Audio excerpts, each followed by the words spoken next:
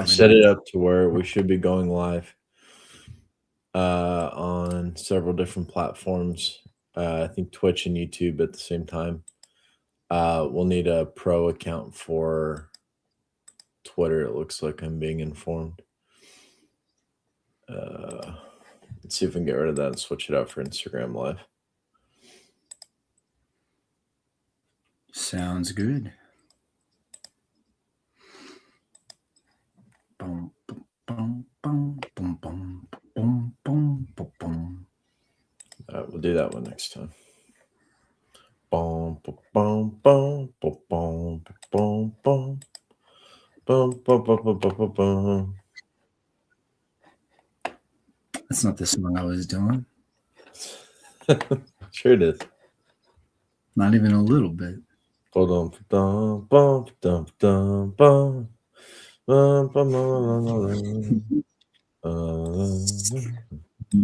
Not even a little bit. Half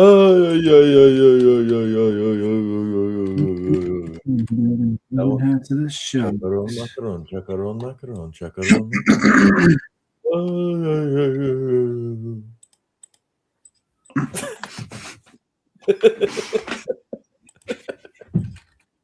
It's late. All right. It's late week. It's been a long week. Some of us unwind through the beauty of music.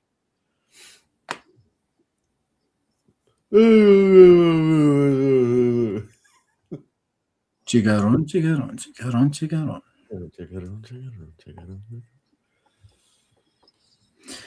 That was one of the most ridiculous songs I've ever heard in my entire life. But I don't think any one song has ever made such an impression on me either. That's it. That's the singular most influential song. Impressionable, yeah, not influential. Like Ball of Confusion's up there, but like, yeah. Wait, Ball of Confusion by who? By the Temptations. You've never heard this song? Ball of Confusion by the Temptations. We can't play that. No, yeah, don't play that on the thing, but like, it's one of the sickest bass lines you'll ever hear in your entire life. Okay. Okay. Oh yeah. Now I know.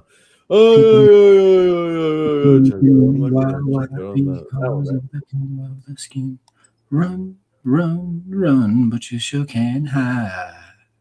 Yeah. Hey, we got a viewer. Welcome, viewer.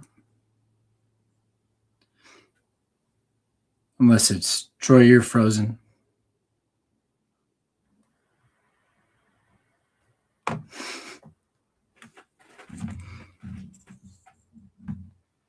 Hey there. You're frozen. No. Well, you're back now. How about now? Yeah, you're back now. Yeah. Nice. All right. Thanks. You're welcome. Mm-hmm. All right. Should we get into some football finally? Yeah, let's do it.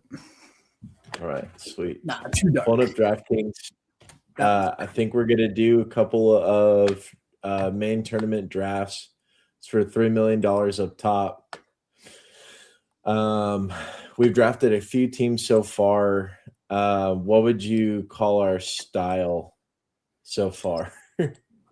So just kind of going over the last two rosters that we drafted. I don't want to call it safe because we do go for a lot of home runs and a lot of untested and a lot of unproven. I would say exciting, actually, because we kind of go after some names that some people probably wouldn't have on their radar. And then we go after some names that probably everybody's looking at statistically. For instance, probably a lot of people are looking at Dak to have a pretty good regular season to, perform fantasy-wise. Same with Gibbs. Same with Devontae Smith. Same with DJ Moore. I don't mean to put DJ Moore in the same class as the higher end. I just say as far as consistent producers, he's definitely on that list. But on our other team, we did try to go for some home runs here with Chase. I know you're not a huge believer in Malachi Fields and the Giant system, but I think that has a lot of home run potential there. Keenshawn Judkins, if he's coming back healthy, he's going to have a fantastic season. Mahomes is steady through and through as long as he comes back healthy. So I don't want to say we're too far one direction or the other. Probably a lot of balance and a lot of excitement going in. Definitely got some home run hitters. I think we've been pretty smart structurally. I don't think we've overreached at any one position. We haven't chosen to just hammer running back, for example, early or hammer like receiver early. We just kind of, get an elite running back, get an elite Right. receiver. I really appreciate how balanced we've been with still taking the home run swings in the later rounds. Mhm. And at the same time, and it's all it's saying the same shit over and over again, but like Yeah. the kind of upswings where the kind of like home run hits we're swinging at are the guys like Ryan Flanoy back there, who we think is like an injury away from breaking out. And granted, this is a Cowboys homer city, but like An injury or a holdout from the well, star the wide thing is, receiver he who didn't need he barely didn't need signed the either of franchise. those. He didn't need either of those last year, right? And he No, still spiked. yeah. Yeah. I still think there's a lot of solid production, regardless of whether or not he's the wide receiver 3 or the wide receiver 1 on that roster. I just think the Cowboys offense is that much upside right now. Yeah, I'm really excited about what we're gonna do next year for sure. I think it's gonna be a step forward on both sides of the ball, so the offense will have more opportunity. I wish this was Javonte like 3 years ago pre-injury, but Not he's giving kinda him the shown a credit lot he last year. deserves. You're sleeping on him, man. I know everybody's like, "Oh, post-injury, I'm post-injury, this, scared, post alright? I've been that." hurt before. It's Dude, like I mean, you can have been hurt all you want. The dude put up a ridiculous amount of yards last year, and he was extremely productive for an offense that, quite frankly, was carrying the load for a football team that couldn't win a lot of games. I just you don't hear good running backs on bad teams very often, or on like 500 to losing teams, and he was one. And he's only going to have another year in the offensive system, another year working with Dak in the offensive line, getting to know where they like to open their holes and how the scheme works. He looked hopefully comfortable another last year past that injury too, right? Like Look, he looked comfortable last year, and I say it all the time, but a full year removed from your injury, so not the year you come back, but the year after the year you come back is usually a lot more productive than the year after you came. Like if you tear your ACL, year after you're year just getting after. used to, yeah. If you tear your ACL as he did, or you tear your Achilles tendon as a guy like Rodgers did, the subsequent season, like the direct season after that you come back, it's not going to look right. You're still adjusting to game speed. You're still adjusting to in-game contact. You're still adjusting to your body moving with this now repaired ligament or tendon, depending on what it is. Um, it's proven time and time again that the second year removed is always more efficient than the first. Yeah. And he's not 35. You know what I mean? Like he's still in his mid-20s. So there's a good chance that it's not even a good chance. As long as he doesn't get hurt or anybody on the offensive line doesn't get hurt or Dak doesn't get hurt, he's going to have a really good season for the Cowboys. Trying to get us in a draft here. And for your fantasy football team, which is what's important here. I really like the Cowboys as a whole unit this year. I think that secondary and tertiary players are always smart bets, especially later on. Pieces like Flanoy and Jake Ferguson that go later on relative to their positions, I think are really strong for their price. What I don't like them this year. Oh, not to mention Dak at 78. I mean, that's just he's gonna way outperform that. I'm And yeah, picking Dak at 101, brother. yeah. I'm Where I kidding. I'm not actually picking Dak disagree at with the 101. Cowboys, or at least where I don't like them relative to the market, is on CeeDee Lamb and George Pickens. I don't like their prices where they're going. I don't like CD, hanging out somewhere between pick 8 and 11. I'd rather have Amon Ra I'd rather have Justin Jefferson. I'd rather have James Cook, and most of those running backs there. And it's just because when both of those guys are healthy, I know Dak's gonna air out, but pretend we did this analysis a couple episodes ago, but like Dak throws for 4,000 to 4,500 yards, and I think any QB throwing 4,000 is pretty good year all in all. Dak regularly can hit 4,500 without trying too hard or having an elite. It's not his ceiling outcome. Right. So pretend he gets 4,500, right? CD is 1,500 of that, 1,700 of that. Anywhere between 14 and 18, yeah. You know, 18 would be absurd. That would be like one of the best seasons ever for a wide receiver. But I mean, there's a lot of upside, barring injuries. I do see something absurd happening in Dallas. there's a lot. It's just like on a week-to-week basis. Am I going to trust? So okay, I can see you on that, but Right. on a week to week, I would rather have CeeDee Lamb than Amon-Ra St. Brown. I think it's No. more likely that CeeDee has a higher floor all season long. And yeah, and then we're going to be drafting on DraftKings tonight, right? So we're going to have playoff style weeks Right. 15, 16, 17, and that CD Lamb's 1 week ability to spike is as good as anyone in the league. There's Oh, no yeah. reason you Absolutely. couldn't look up week 16 and find 45 there from CD Lamb. But I'm just saying on the whole, when you have George Pickens there and some very viable like other options, all a team needs to do is decide which one of the main two guys to lock down, right? And then am I comfortable having paid the first round price for CD? Am I comfortable having paid a second or early third for George Pickens? When other guaranteed volume is sitting right there with like for Pickens, for example, with he goes right around Nico Collins, AJ Brown's going to be the number one receiver at the Patriots, probably. Devonta Smith, number one receiver for the Eagles, probably. Do I want George Pickens there when I feel like Pickens really only took off last year because of Lamb's injury, like mid-season? That's not saying Pickens. That's not saying Pickens only could take off because of the injury. I think Pickens is obviously a very elite talent and body size. He's got it all. And when his attitude is going against the other team, it's very nice to have as well. It's a kind of a distraction sometimes, but Right. I just see both of them healthy. They kind of feed into it. They kind of eat against each other in a and you're buying their ceiling outcome as well, which doesn't seem likely in either direction, right? Like it feels like they both would land around early second and late third to me. Me personally, I am not joking when I say this. If CD Lamb is available, and he always is, I would take him at 101.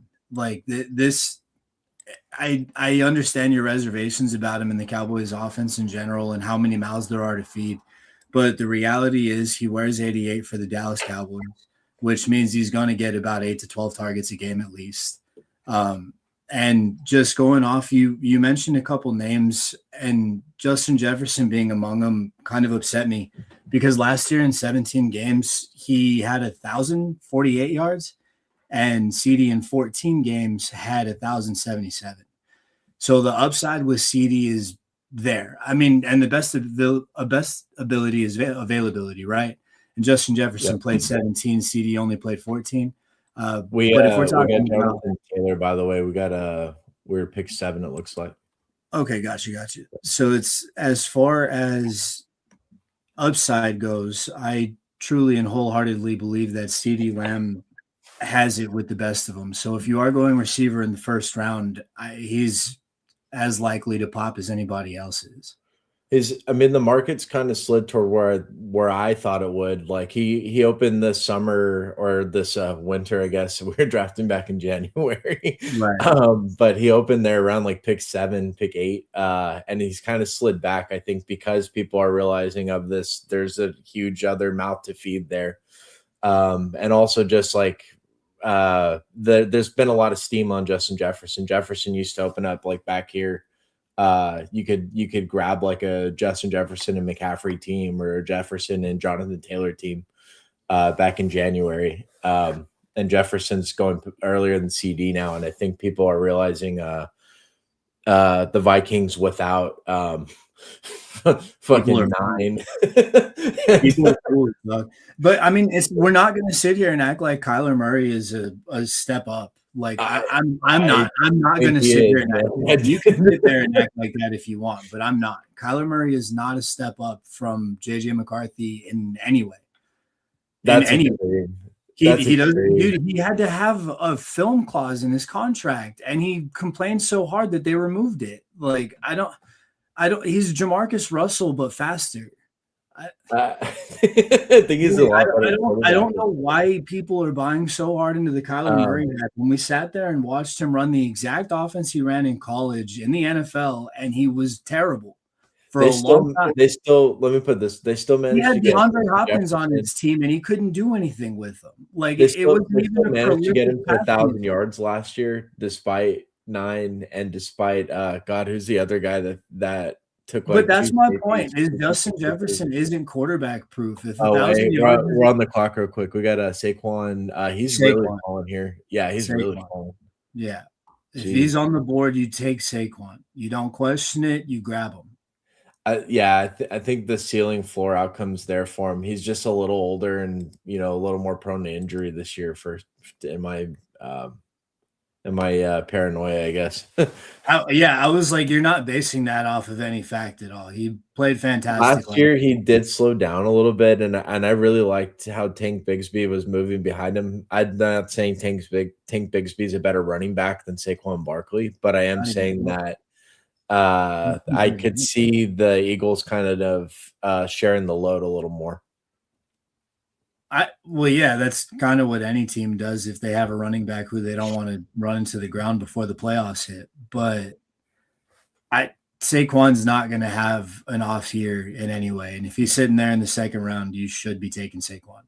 Well, yeah, I guess if you're taking what I just said seriously, then you have to ask yourself, well, how much is he not going to be involved then? Like, how much are they going to reduce his role? And yeah, like relative to these other guys, Jeremiah Love going right here, Josh Jacobs. Yeah, I think Saquon at least has their workload, right? Like at least.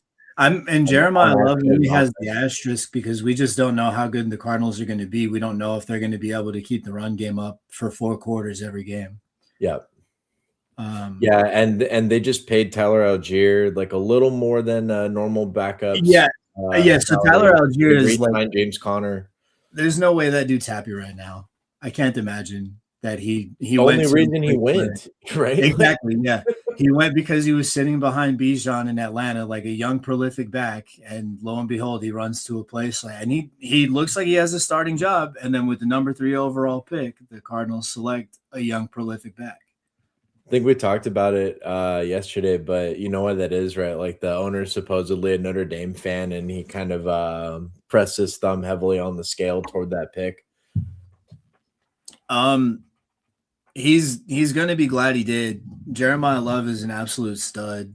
It's like when the Lions took Jahmyr Gibbs, and everyone was like, "What the hell? This doesn't make any sense." All this kind of stuff, and then he's goddamn Jahmyr Gibbs, and then it doesn't make sense to probably is Tyler Algier. Like, bro, why did you pay me all this money if you were just going to draft? Back on the clock again, real quick, 20 seconds. We got Olave, Etienne, Higgins, where you got 2 running backs so far with Jonathan. I like Olave the best out of all of that, but yeah, Higgins would be fine too. So would Ibuka.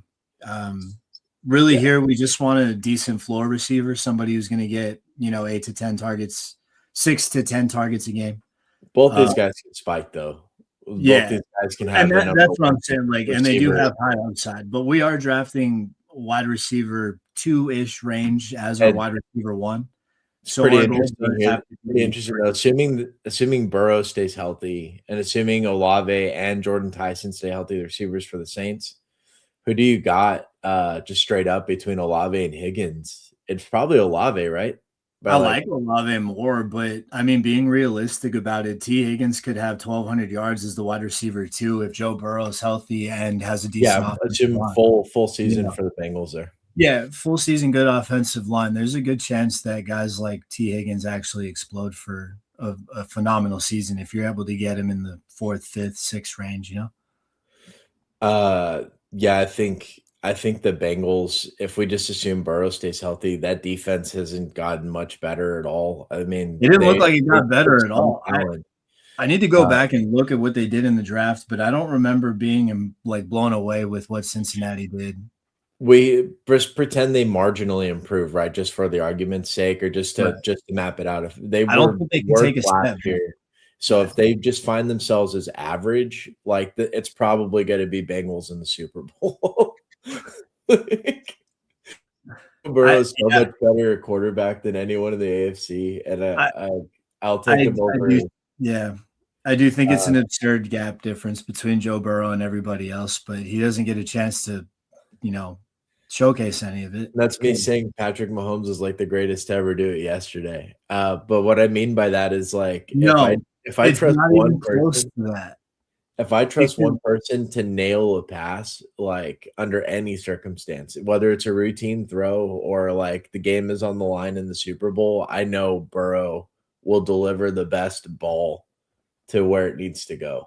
Like, look, if I need one ball thrown in the Super Bowl, I'm picking Eli Manning. And if you wait, argue hold with on, you're me, right. You're right. no. Can I take If my you answer argue with me, you're not correct.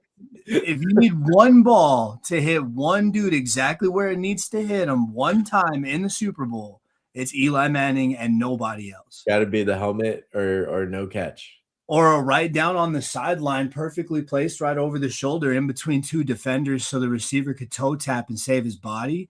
Dude, Eli Manning in the Super Bowl is the GOAT. If In every If other Dez used situation, his he's helmet, pretty good, he would have but caught maybe, it. I don't know. We're about to be on the clock again. We got your boy Javante.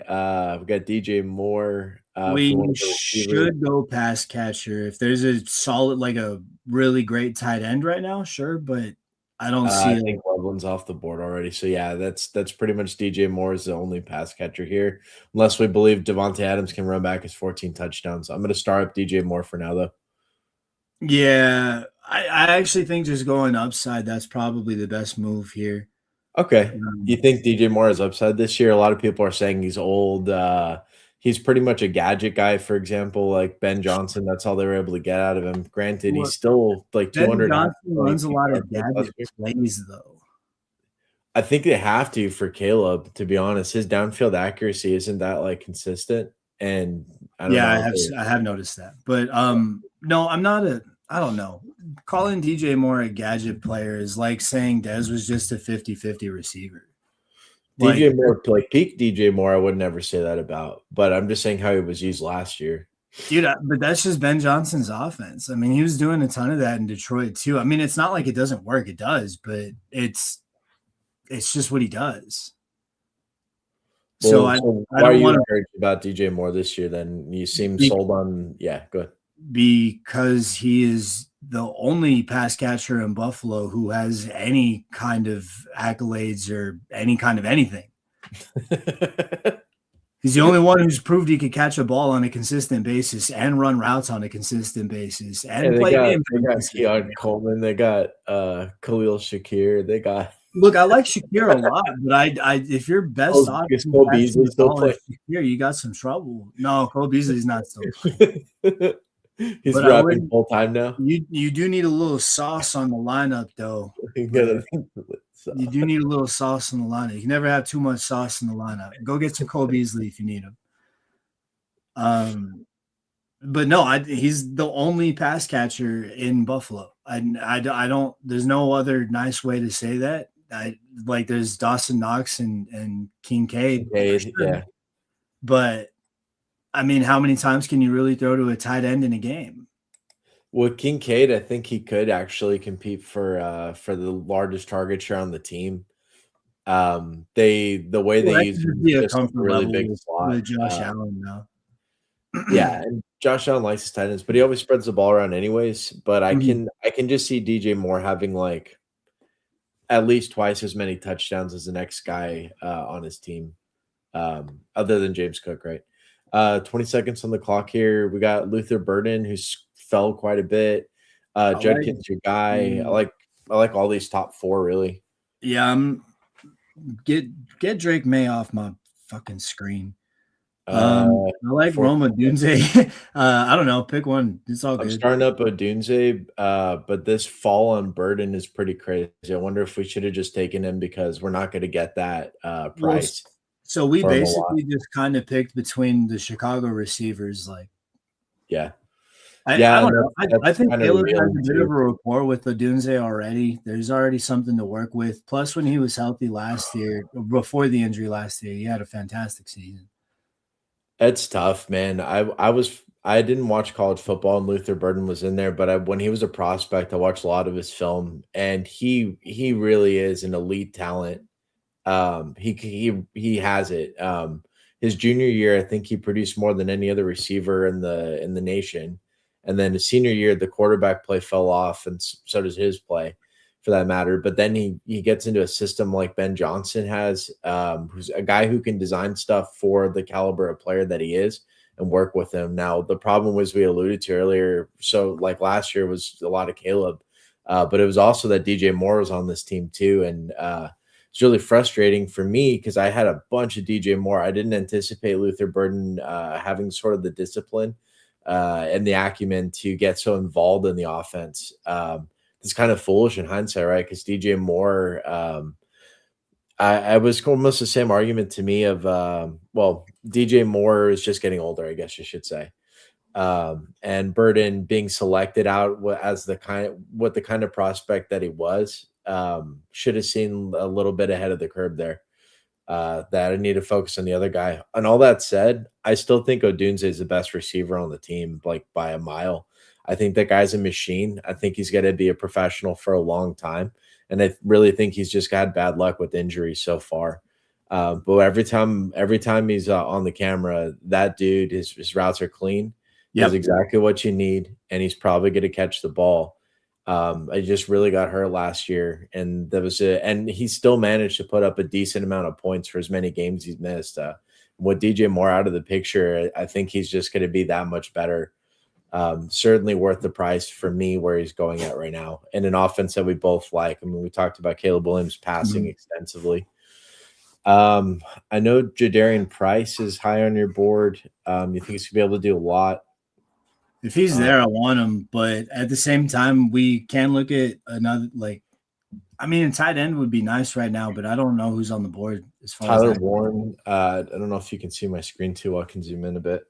I can see Tyler Warren, but he's the only tight end I see on the board, though. Yeah, he's about the only guy who goes here. So our options are yeah, Drake May, Can we Carnell sit on Tate. tight end and pick one up in I like think 15 yeah, I minutes? like Tucker Craft late. Okay. Let Yeah. Tucker So let's go.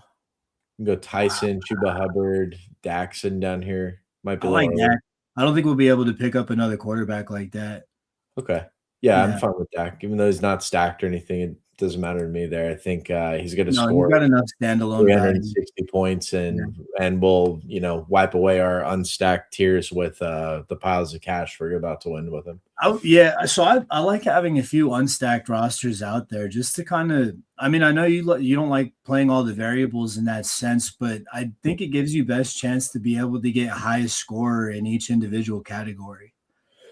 I think for certain formats, like our first drafts together, we're on drafters. We'll be doing some more of that this summer too. But where it's like a total points scored, I think you just take the better player. Yeah, best But there's available still an almost. argument to say for stacking. So say you're going to enter a lot of teams and we play a lot of volume here. I like it's not going to be those. It's not going to be necessarily the players who are going to score points even consistently. It straight up just comes down to can I beat 670 people for $3 million in 1 week? And the only way you can do that is having a team that is going to hit the ceiling outcome that week. And you can make it easy on yourself in the worlds and every single possible world. You can just make it easy on yourself by taking two players from the same team because all of the possible worlds where every single player on your team happens, it's just more likely that they come from the same team who's already doing well. If that makes sense, you're just placing one bet on that team, and you know that the quarterback, if they go off, is going to take someone with them. And so you're kind of just like reducing the probabilities that you'll miss that spike. And you just need it, right? And if you're taking so many teams, I think it's even better to stack, because then you're placing more concentrated bets, but you're doing it across a populace, right? Like across a portfolio. Real quick, we got Nathan Fannin here, or Fannin, if we want to take Tight end. tight I end. don't Yeah. like him. I No? think he's a Okay. great player. I just hate the offense. All right. I guess Chuba's we fallen can. a bit. I'm just any good running back or Pollard. wide receiver at this point in the draft. You want to go Pollard or Chuba? Between the two, I got no favorites. I think they'll probably wind up having similar numbers at the end of the season. I'd went Chuba just because he fell like 7 picks, and that's going to be better. Better draft price there. Sorry, it's late. Most value for the pick. Yeah. Yeah, and so and this will be a rare combination of players over time for that reason. I think functionally you're right. Yeah, I think they'll be about the same role. I think they'll be 60% of the team's carries. That may be less true of Chuba though. So he's kind of riskier right now because Jonathan Brooks from UT, who you might remember. I know you're a Longhorns fan. He was playing at the same time as Roshan Johnson and Bijan Robinson. So he didn't get a lot of playing time, but the dude, yeah, but he's a great running back, and he's always been hurt since he started his NFL career. So he's said to be healthy. They didn't take any running backs in the draft. Like they're loading up with Chuba and they're loading up with Jonathan Brooks. And Jonathan Brooks, where he goes a little bit later, I take this guy everywhere. He's such a great price. For the upside that he's going to give you, like legit, this could be a number one running back. Like could finish top 10. He's an awesome player. I take him a lot, but on teams where I'm okay with him failing, and that's kind of what we're setting ourselves up with here, right? With Taylor and Barkley, and then a reliable set of volume from Chuba, for a few passes caught, and maybe 10, 15 carries a game with some goal line work. Right. I think we can afford the moonshot, and we're kind of handcuffing Chuba too at the same time. So that'll be in a few rounds. We can look out if it makes sense. But so that was the upside for me. There was being able to handcuff him to I don't want to call him a notorious injury prone back, but he does seem to deal with that a lot. Yeah, great point. That Chuba's the actual beneficiary of that relationship, because they didn't bring in anybody else, and this dude hasn't had an ACL since he started. Laporta's sitting right here. You want to?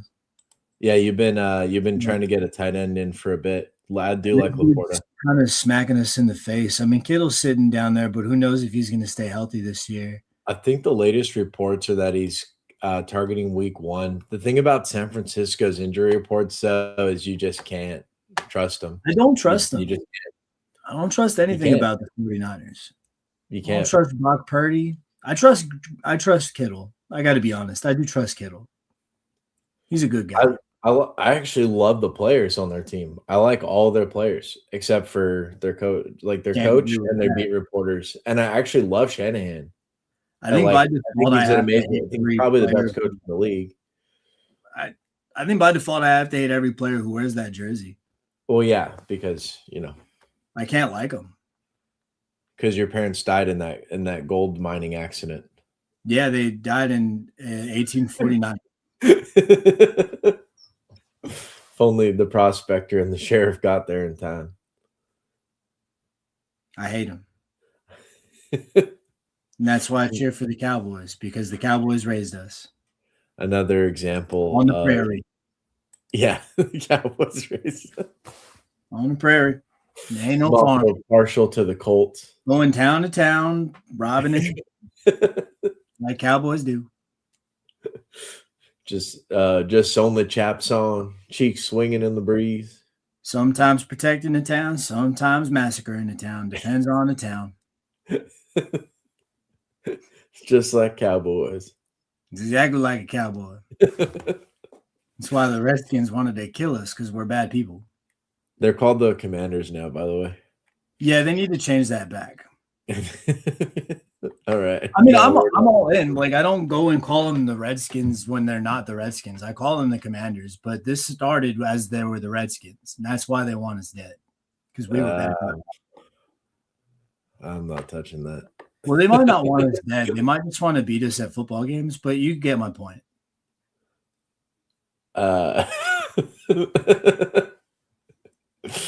Kittle might follow us. I don't think we need them. No, we don't. It'd be overkill, I think. We can get a second quarterback here with completing a stack with Goff and Laporta. We can beef up a wide receiver with Wandale, Romeo Dobbs. We can add some more assurance of running back with Corum. A little more handcuff upside. No, let's wait to stack to see if we can get Fergo or somebody like that. Okay. Can we? I don't know. I think we need pass catchers. We probably need a running back right now, no? I'm okay with Wandale or Corum. Wandale would be fine. Yeah, let's do it. I think a little more receiver help here is good because running back again, we've already made our bed here. Like Taylor Barkley right off the bat, we're trusting they are just gonna chalk up. Yeah, plus there's also just some PPR higher. There's probably like a higher ceiling later on in the draft that it wouldn't feel like we were reaching on. Like, no, and that's where I think Jonathan right honestly, we could straight up handcuff Barkley here with Tank Bigsby later on, and then just get that's exactly what I mean. Is chances are somebody's just going to kind of fall into our lap later on that we'll be excited about. Drafting a guy like Corum. I mean, he might have a good season. I don't know, but I'm not buying a lot of stock in him. Yeah, I think he's going to. I think the gap between Kyren and Corum is too far. Now, I think Kyren, another year older, not a very explosive back to begin with. The thing about Kyren is he just does the job right. Early. What's up? Kyren's being taken early in drafts. He's going in like the third round, and that's what I'm saying. I just think the gap's too wide. So it's fine if we think Kyren's going to be that productive, but I think if the Rams offense comes back, they're tight end heavy sets. That's a lot of running back involvement as well. And like I said, Corum's still young. And he's got a pop to him, and Kyren really doesn't run with any juice whatsoever. The thing is, Kyren just does the right thing every time, and he's effective in short yardage situations. It's kind of hard to bench a guy who just does the right thing every time. I know, right? It's fucked up. Like you can't really put a guy like that on the bench, bro. You kind of need guys like that in the lineup. Yeah, and I'm not saying Kyren won't be heavily involved. I just think there's room for Corum to take a step up. And it may come at Kyren's. That might be the direction they're looking to take anyway, with Stafford being a little I know he's just coming off an MVP season, but he's about to be like 40, isn't he? With all those back and neck concerns, Stafford won a lot of people out of money 2 years ago in these contests because the reports all summer were about his neck and his back, and nobody knew if he was going to retire. So that's kind of why I want to buy stock in on Kamara if we can get late, just because I feel like it's going to be a similar situation. If he does come back, then, we grabbed a gem at the end of the draft. The Saints are going to be the most competitive they've been in some time this year. I don't think their defense is going to be anything special, but I think their offense takes a big leap forward, and their division's terrible enough where I think they have a chance at the playoffs. Yeah. They got to play all 17 weeks. So that makes me think about Kamara because maybe he wants to try and compete on this team. I know that the chance of him being traded is very low because I think he literally told the Saints, if you trade me, I'll just retire. So there's no point. Gronkowski stuff. I like it. Yeah. We're about to be on the clock again real quick. We got Jared Goff, Blake Corum. Goff again gives us that stack, gives us a second quarterback. Corum beefs up receiver. Dobbins is here for that same effect. Sorry, beefs up running back. And then we got Kelsey, Josh Downs, Casey Concepcion. It's crazy how far down Charbonnet is when Jadarian Price is a rookie. Yeah, well, Charbonnet's knee exploded in November, and he's actually not getting his procedure done till he didn't get his procedure done till February, so he didn't even start the recovery process till then. That's why. What a jackass! How dare he compete for a Super Bowl with his team instead of getting surgery? I don't know. Honestly, just pick one, dude. Okay. I like Corum. Do you like Corum or Dobbins better? I don't have a horse in that race. Okay. They're both to me the same running back. Maybe we just go a little more risky later on, and then I mean the receivers aren't very good either. Josh That's what Downs. I'm saying. Like this range is kind of hard because I'm I'm not gonna go excited for Downs. I'm gonna anybody. reach on Downs a little bit here. Hey, that's I cool. just I Two, just two thought we needed straight. more receiver help. Like I trust these names, but Olave did add the competition. We just talked about how the Saints will take a step forward. Mhm. DJ Moore, we think, is the only dude in Buffalo, and Odunze. I honestly feel the same way, but I think he is the only legit receiver. When I say legit, I mean like um, skill wise. Like this guy can run Full all the route routes in the tree, make tree all the catches, and be run after consistent. catch. I think he's just going to be Yeah. consistent. Yeah, he's got all the tools, all the Just tricks. stays healthy. But Yeah. like it's still missing a little ceiling, and there's questions here too. Could Olave split more of the Big targets question. there with the rookie? Is DJ Moore too old? Is he kind of washed? Like, and then Odunze has had health concerns every year so far. So there's enough questions, and then with just Wandale backing this up, besides that, yeah, I think Josh Downs, he's got to run in two receiver sets this year. So he's not going to be relegated to the slot only bits that he's been playing. Pittman's gone. So that's like 8 targets, 10 targets a game evacuated, and the goal line stuff. Josh Downs is a big body. I think he's a really good candidate there. The only question there is does Daniel Jones come back? But we've already bet on the Colts offense a little bit with Jonathan Taylor. So I liked it. I like it overall. I think he adds important depth when at a time when receivers are about to thin out pretty heavily. Um, and we'll need probably a second quarterback coming soon or a fourth running back. Tight end we can probably squeeze out a little further, or we can try and nab Ferguson and be done for a while. I mean, you're a believer in the stack, and we don't have one built yet. That would be the one to go after. Unless you want to wait on the stack until we can get like Flournoy. I think stacking's like an important tiebreaker, but I don't think it's like we need to build around it. But let's like weigh out, it's a second tight end worth more than one of the last good receivers with Concepcion. He's gone. Well, I mean, it's Uh, pass catchers. or a Like, fourth running back like Jordan Mason, who's going to get half the carries from Minnesota. Um, honestly, I'm fine with Ferguson here. I don't see much upside, and tight ends get pretty shitty in yeah, like pretty 20 much. picks. Yeah, we need a. You do need a second solid tight end. You just do.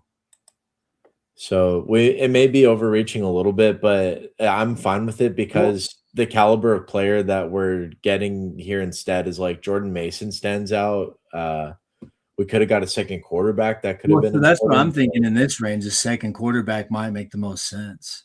We have the But we depth. could wait Josh because we have Downs Cam Ward. going. We already have Wandale. We could wait for Cam Ward to come up. Yeah, we actually have natural stacks already set up with all three of these guys.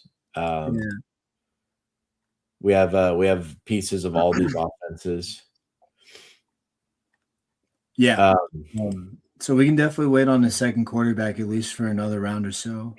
yeah, no, just so because stacking's come up before. Like I've explained it in a few different angles, but it's not that it's like you take the best player, but with the understanding that anybody can go off in that 1 week, and if you're not losing out that much relative to the other player, like total points on the season and their ability to create those spike weeks in the season. If they're within the same realm, basically, then they're about equal to me. And then the stack just lets you break that tie I because you may end up defaulting toward the better player in all times, and that's not going to win you any money if it just goes the other way that 1 week. right. I don't know. I like it just seems like you're removing more variables from the equation. Yeah, because you're going to make a lot of bets anyways. Is the thing. Right. Like if And you that well, weren't, so then that's where I'm at is if you're going to be making a lot of yeah. lineups, you may as well have a few that don't stack anything. May as well have a few that do. Well, yeah, May as well have a considering few too, that are all the more yeah. the rise of these like draft assistant tools go, I think the more groupthink there will be, and a lot of these tools tend to try to imbue some randomness based off their own ownership projections and stuff like that, and your own portfolio. So they try and randomize for you. But if the point is, if there's some predictable way of generating what's the next pick, Are you like telling me that there are fantasy football advisors the way that there are financial advisors? I'm Is saying, that what you but just I'm explained describing that our product. concept to me? Well, yeah, I'm sure there are dudes that you can. In fact, our channel could become that someday, right? If we get enough. You just talked about a portfolio. The only time I've ever heard that word used was at Northwestern Mutual. You never heard of it described as a portfolio before? No, dude, this is fantasy football. Why are you describing it as a portfolio? It's a Because roster. you could have some players. There's okay, so one of the biggest and best players in the world that actually made his own draft assistant code and tools, Shady Advice, and He he called it literally puts. shady advice. Yeah, right. What But a bad he name. literally spends like over 50,000 a summer Oh, we're on the in these contests, right? Yeah. we can go second quarterback is probably what we should do. You want Ward or Jones? Ward, Jones, or Darnold are all going to be good to me. I think Ward probably has the highest ceiling out of the three, though. We went Cam last time. You want to go to what Jones this time? No, Okay, Cam Ward. it's really between Darnold and Ward Okay, let's go Ward. my mind. I don't want any part of Daniel Jones if I'm being honest. I was like, we can go Seattle because I thought I was misremembering who we had drafted earlier, and then we went with Cam Ward.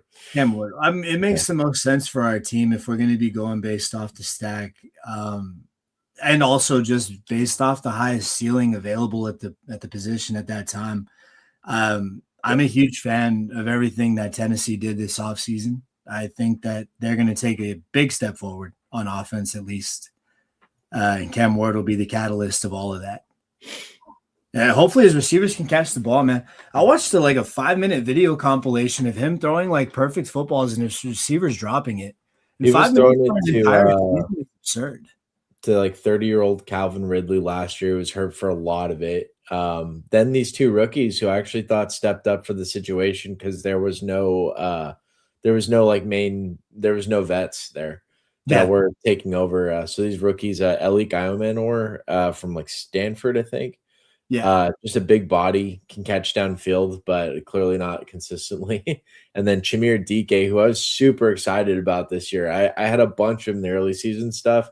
And then Carnell Tate, number 4, Wandale Robinson contract. Yeah, no, those bags are gone, son. They're new. Well, I mean, maybe there is a bit of a rapport there now. If he steps in as wide receiver 3 or wide receiver 2 somehow, who knows? DK is going to pick 170 or 180, so it's not like a zero that late is going to sink me, but it did cost me I don't know, Tank Bigsby's, Brian Robinson's, Aaron Rodgers, Tua's third quarterbacks, Actual value, third tight end. Yeah. Who knows? Maybe there's an injury that comes through and your boy just pops out. Or he's just so much faster than. Or he's actually good. You know what I mean? If he's actually good, he'll get targets. I think they were having him in the slot last year, if I remember right, and that's exactly where Wandale is going to go. So maybe he's fast enough to play outside, but that might mean that's not his natural position, and he just kind of had to do it. He might benefit from being able to step outside. And we're back on the clock here. Daniel Jones did fall to us 12 picks past. We can round out quarterback. Other than that, tight end Chico. I don't hate Algier in this range just because he is going to be running back 2 in Arizona. 8 seconds. You want to go Algier? Yeah, there's just no guarantee that Love has a great season. He's a rookie. I would have been fine with Daniel Jones here because we have so many Colts pieces. I just want no part of Daniel Jones. I don't know how to explain it, but the injury or the just familiarity with the Giants. I just don't believe in anything Daniel Jones does. There was a solid game and a half last season after all the success where he looked like his New York Giants self before getting hurt.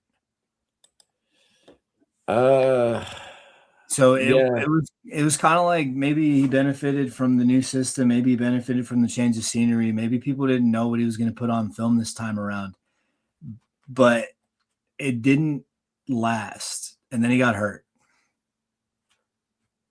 I don't know. I trusted it last year when I Don't know why. saw it. But I didn't trust him to like win a playoff game or anything. I think it's because I've seen flashes in New York too. And it's not his fault. Like it's not his fault they put together the teams they did around him. Yeah, they were And the awful. coaching wasn't Dayball is considered like a quarterback whisperer.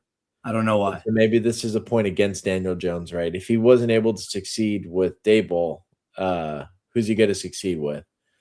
But Shane Steichen is great. He's a very good offensive coordinator, and I think the Colts look good to me before he got hurt last year. Look, I've seen Daniel Jones's name at the top of this list for about 3 rounds now. Nobody else believes in him either.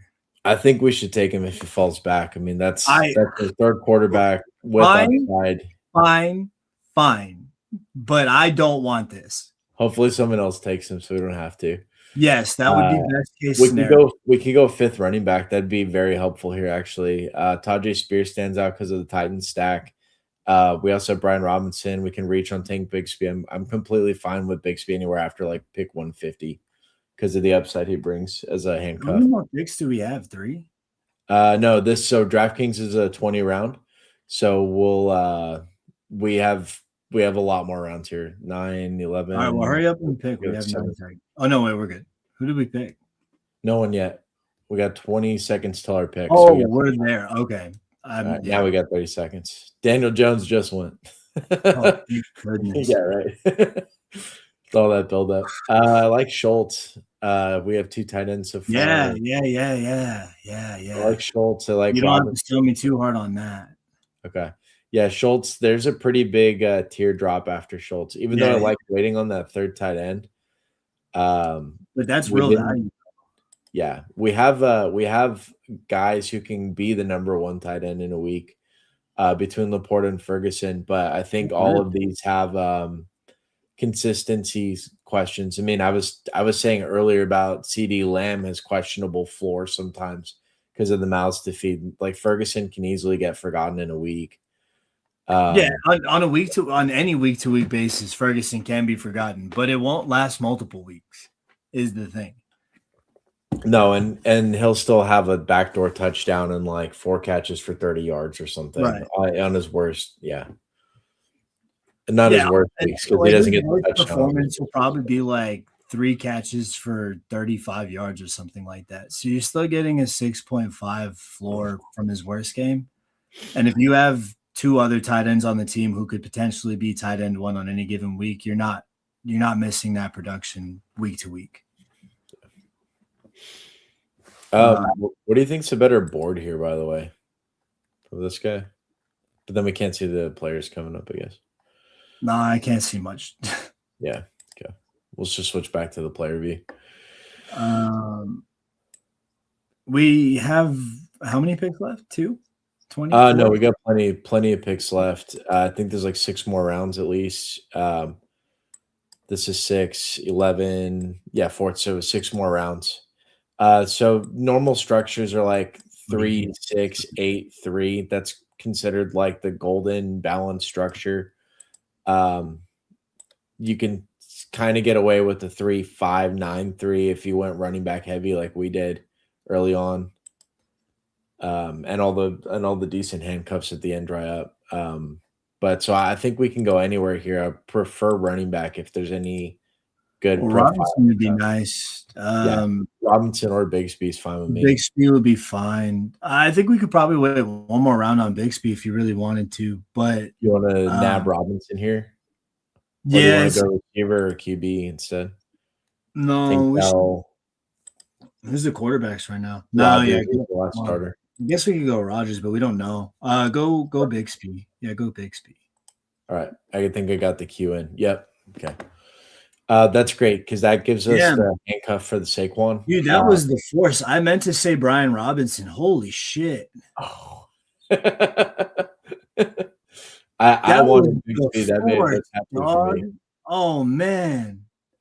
All right. I think we just nailed it. We're good. We just won $3 million. No, The reality is though, with Saquon on the team, you there is in the back of your mind that injuries will happen, and you do want his handcuff on your roster. If you have to reach for him a little bit, you have to reach for him a little bit. But it's a good thing to have. Saquon Yeah, does have an injury history. and he showed some juice last year, like these last 2 years. Bigsby, I was actually completely out on after because I thought he was a slow runner in college. It just turned out I heard some analysis after the fact, and who knows how much of this is true, but so it's basically that the scheme was not his style. Um, and then he got more friendly offenses for him, both with Liam Cohen with the Jaguars and then in Philadelphia. And he was given, I think, one opportunity as a starting back last year in this Week 18 game, and he just absolutely crushed the Commanders. And then he had a few other I flashes was against about the to say he's got Patriots some too. pops outside of that too. That's Well, what I'm two saying. pops I think he outside of has that. some standalone value, like mild standalone value, but you also get the full like Eagles #1 running back handcuff. Yeah, like no matter what, you've got the Eagles running back one on your squad, and that's a good thing to have. Philly runs the ball extremely well, and I don't anticipate that taking a step back this year. Yeah. Yep. Okay, coming up, we can round out quarterback with Rodgers. I like this Um, guy, let's 6. wait till Rodgers signs somewhere before we buy stock on him, huh? I'm pretty sure he's going back to Pittsburgh. That's like to me, I think that's like 75, 80, 90%. Just I think it's very He likely. left Green Bay to get away from it. Didn't he have McCarthy fired? That's a great point. We can nab Tua later, or do you want to try and get Tua? Besides that, I think receiver is a great idea. Flanoy's hanging out there. Probably need Yeah, that. I like Flanoy. I saw another name up there that I like too, though. I'm gonna star Flanoy just in case. Tell me where. Oh, nothing I like more, but never mind. Okay, I think we got Flanoy then. Yep. Okay, and Um, that's probably pretty smart because the receivers thin out heavy, and we only got the 6 receivers, so yeah, and as far back as to back. like one of our last receiver picks, it's nice to have a guy who we have slated anywhere for anything between 4 to 8 touchdowns on the season. Yep. Yeah, and I think he's gonna have I think he'll give us at least 2 20, like 25-point I think games. we'll have a couple pops this year. I'm thinking the Thanksgiving game just because it's one of those special event type things. He's gonna blow up. Yeah, and George Pickens will be frustrated by then, or Lamb will be hurt by then, so either way. Or he'll just be that good. Like, or because there's so much attention being paid to Lamb and Pickens that he Yeah. just kind of runs up the seam for a nice bunch of points. Yeah, and we backdoored our way because of that. That's also gonna help out Ferguson too, and yeah, we just backdoored our way into, like, 20 touchdowns on the season or something. Yeah, Yeah, and it's around 10 I mean, apiece, no way. I was talking about it at the beginning of the episode, but I'm really high on CeeDee Lamb, but I'm also not too miffed about missing him in drafts either. Because if you can get Dak and any Cowboys pass catchers, you're gonna get a good amount of value anyway. Yeah. Like any So way his you props slice at it. 27.5 touchdowns, right? You distribute that Right. amongst the team, like CD somewhere between 8 to 12, Pickens probably about the same. So that Yeah. takes 24 off the table or 16. And I think, yeah, I somewhere I know 4 to Dak 5 for slated for Flournoy. 27, but I think the number's probably gonna finish somewhere closer to like 35, Well, 39. that'd be great. That's what we're betting You on, know right? what I With mean? this, Yeah. in this format, we need him to do that to win us all the money. Yeah. But so if he does that, yeah, like even better. So Lamb's not going to get above like 15 touchdowns, I don't No, think. I mean, I And don't neither is anticipate like Pickens. a 19 touchdowns to 20 touchdown season or So if anything. Dak's, But so if Dak's throwing 35, then that's going to leave like an yeah, extra 15, right, amongst the rest of the team. And yeah, there will be the right. one Luke. Who's that? Who's our running Shoemaker. back? Yeah, Shoot. yeah. And then yeah, we'll have a few But Flanoy, that's like five. one that goes Ferguson, that's into 5 to 6, yeah, right? Okay, we yeah. can get Tua here. That would wrap up quarterback. We can get Rodgers. We probably need one more running back, 2 Well, receivers. head back to the players so I can Yeah, see. heard. 5 seconds though. Um, honestly, I hate all of these names. All right, let me get a third quarterback here, and we'll go with Tua. Yeah, I think I'd honestly rather have Shador than Tua, but I mean, There's what the latest reports are I that just don't know who's gonna start and Watson what has system. the like lead. Who had it? Deshaun Watson. The Browns don't learn. The No. Browns don't learn. They don't learn. They don't learn. They don't learn. They have people in their system who can actually help their team get better, and they do this every time. They traded Baker Mayfield for this dumbass, and now they're going to give up on another really good young quarterback for this dumbass fucking massage rapist. This is making me angry, dog. Like, I don't know, man. I don't see what Cleveland's thinking. I don't get the mentality. I don't get the mindset. I think that's a beat reporter who said that. So granted, it may not actually be the case, but I I'm pretty sure certainly hope it's that's not. been like the public perception is that they like Watson has like Like, the starting job I basically. can't. There's no other way to say it other than Cleveland will Cleveland. These people wouldn't know good quarterback play if it bit them right in the ass, and Baker did bite them right in the ass. Like I can't Or stand the Browns anymore. got It made me so four frustrated. picks left, or four picks till we're up. We got 5 running backs, 6 receivers, three total picks left. I think we're done at quarterback and tight end. So this could be a running back. This could be a receiver. We got AD Mitchell as a Oh, receiver. dude, we should draft Deshaun Watson. Yeah, Sean He's Watson. right there. Let's pick him up. I don't know at this point. Get me out of the quarterback only thing, or get me into the running back and receiver tabs. Here's running back only. Damon Claiborne's third running back for Minnesota. Very fast rookie. He's probably going to be a pass catcher. Ollie Gordon, I think, could actually be the number one running back in Miami if they decide to sit Devon Achane. I think they're going to move beyond Jalen Wright. They didn't take anybody else. So Ollie Gordon's my preferred running back here, or one of these San Francisco backups, just in case they take over. Yeah. Ollie Gordon looks like he's going to have the highest floor, and if he could have weeks where he's going to be the RB1, I start him, but do you like any of these receivers better by any chance? Mitchell, Malachi Fields, but we can wait. Yeah. Okay. Yeah, we'll try and push him to this next pick at 223. Yeah, that's where I had him slated at. We were going to be able to pick him up in the late rounds. Okay, let me start him here. These other receiver spots, you like any of them? AD Mitchell with the Jets. I know they took some young talent, 2 pass catchers this year. Well, having Geno Smith in system definitely helps the pass catchers a lot, but I'm not sold on the Jets passing attack in any way. Yeah. So if there are other options, I would prefer them. But okay.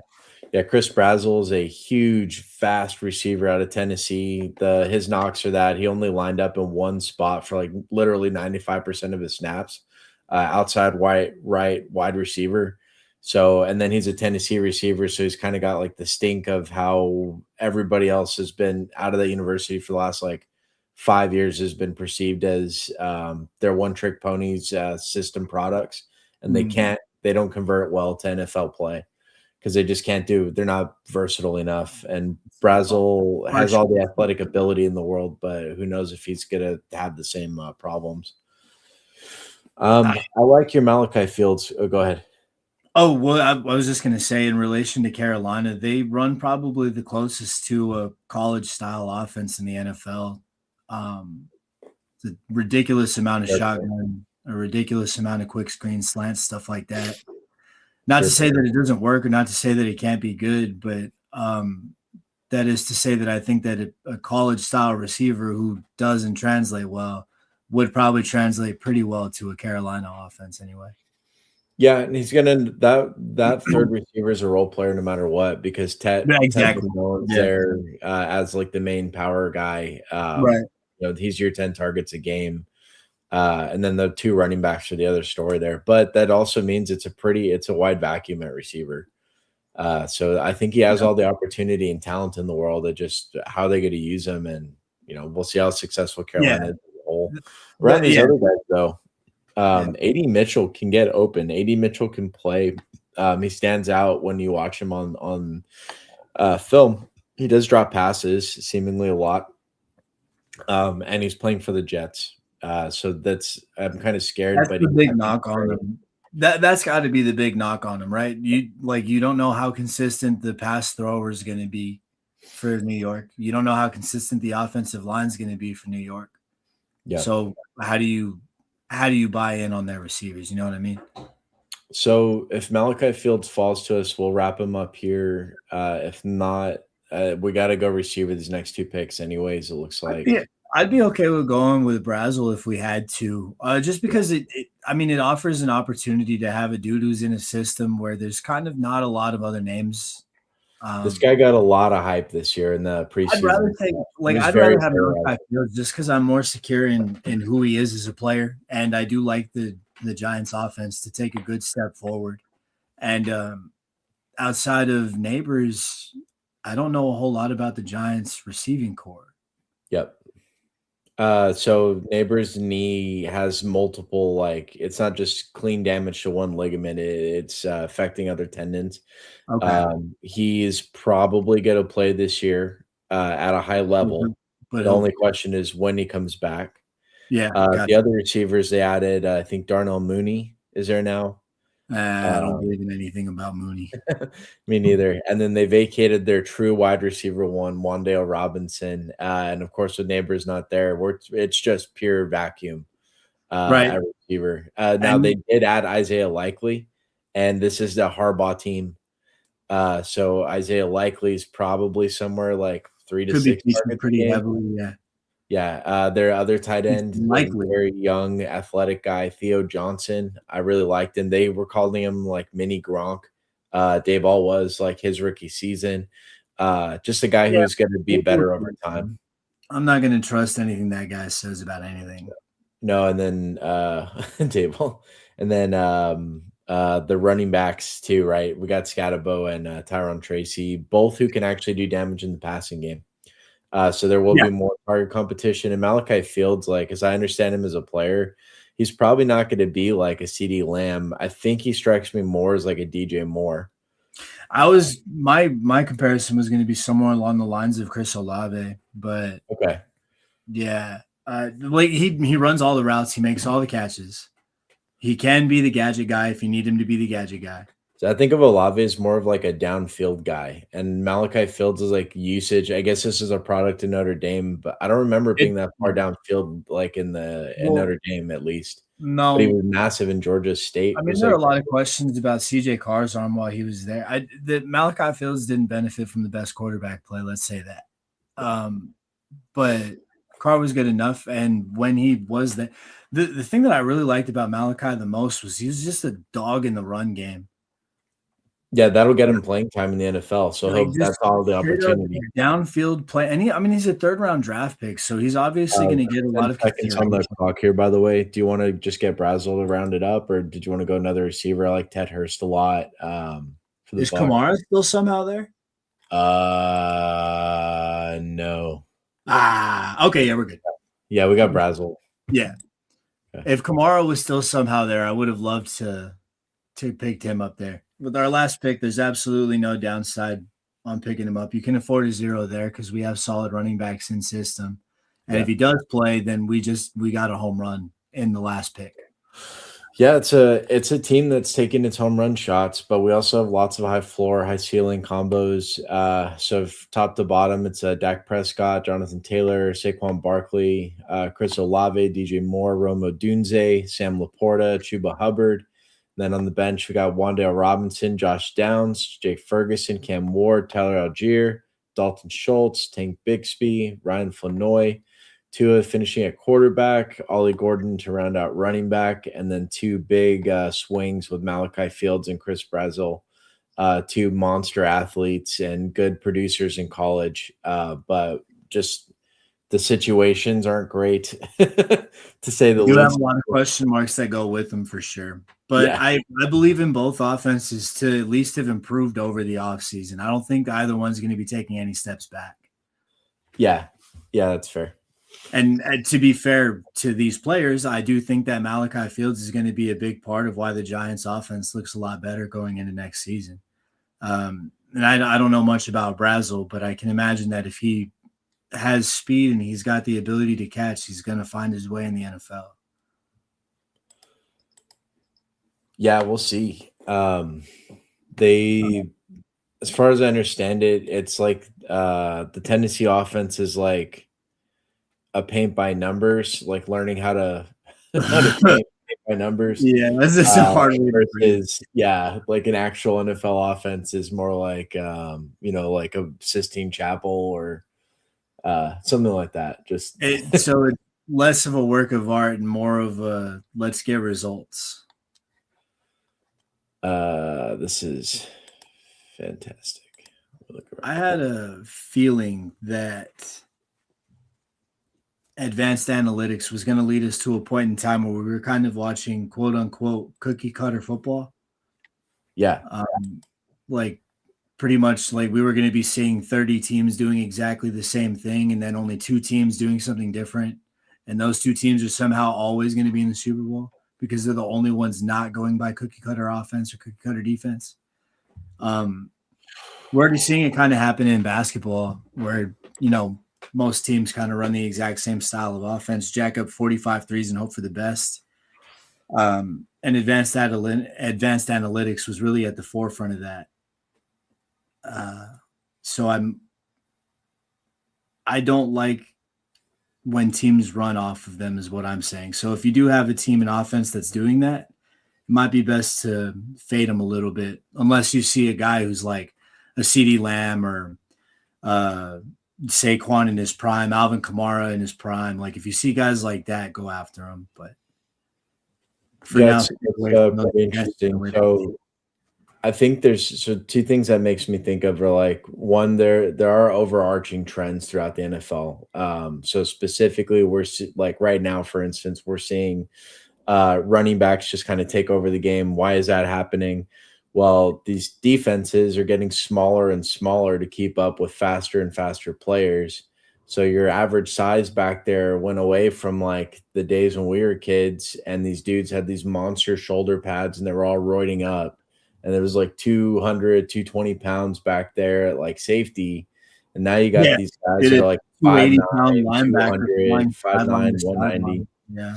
And then the linebackers are all getting smaller too because they get dropped, they get thrown into coverage. And the tight ends are now reflecting that. Like there's less. Every team has their blocking guys, but they also have their passing guys for those mismatches. And then the teams that are adjusting to that successfully are the dudes that are dropping Nickeman Nuwari back there to like play both line. He's big enough to be a linebacker, but he's fast enough to play in coverage. Like those are the teams that are adjusting the best. He plays for the Seahawks, right? Like, so there's these overarching trends that I think are the result of catching offenses off guard consistently in the passing game for long enough, and things have regressed back to the running back, but also that the players are getting smaller and honestly probably less physical, and it may be easier to run the ball a little more now. Then also combined with this weird, and I don't know how else to say this, but like this weird lack of quarterback talent. It seems very strange. You can make as much money as you can playing professional football and not find, and then football being as successful as it is economically, popularity, all that stuff.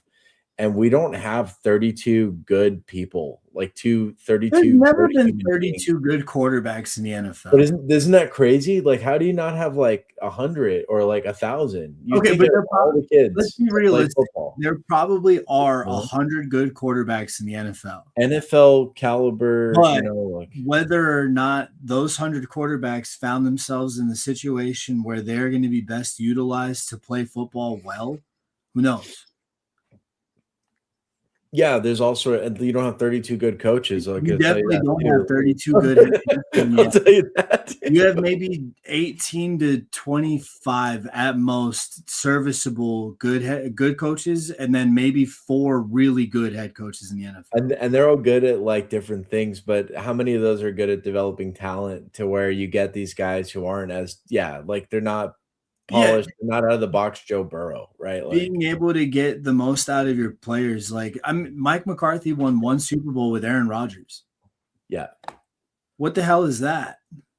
So, what did I hear today? I heard Mike McCarthy was actually known as an innovator on offense in some respects to using a slot receiver. Yeah, it makes sense. But that also doesn't make a whole lot of sense because New England was kind of doing it. So okay, and then this back to the trends conversation real quick to close that thought. So I said there's two things. Like it makes me think of overarching trends. One of those was the regression of the slot receiver. I think it's part of all this larger trend, right? And then Because we there's see no like more the short Rams. white boys running routes. They're all trying to play cornerback. Yeah. Well, you also who else who would I rather have try and secure a target in the middle of the field? 6'6", 4.3 speed Brock Bowers or Cole Beasley or Wes like Welker. yeah. Like, who would I That's rather who I have? want I'll securing probably balls take over the middle. Wes I'll Welker. I probably want take like Wes Welker 7 foot catching the football. Darnell Washington for the Steelers. Like I'll I just take see. the big dude. I see the Like, point, but I don't know.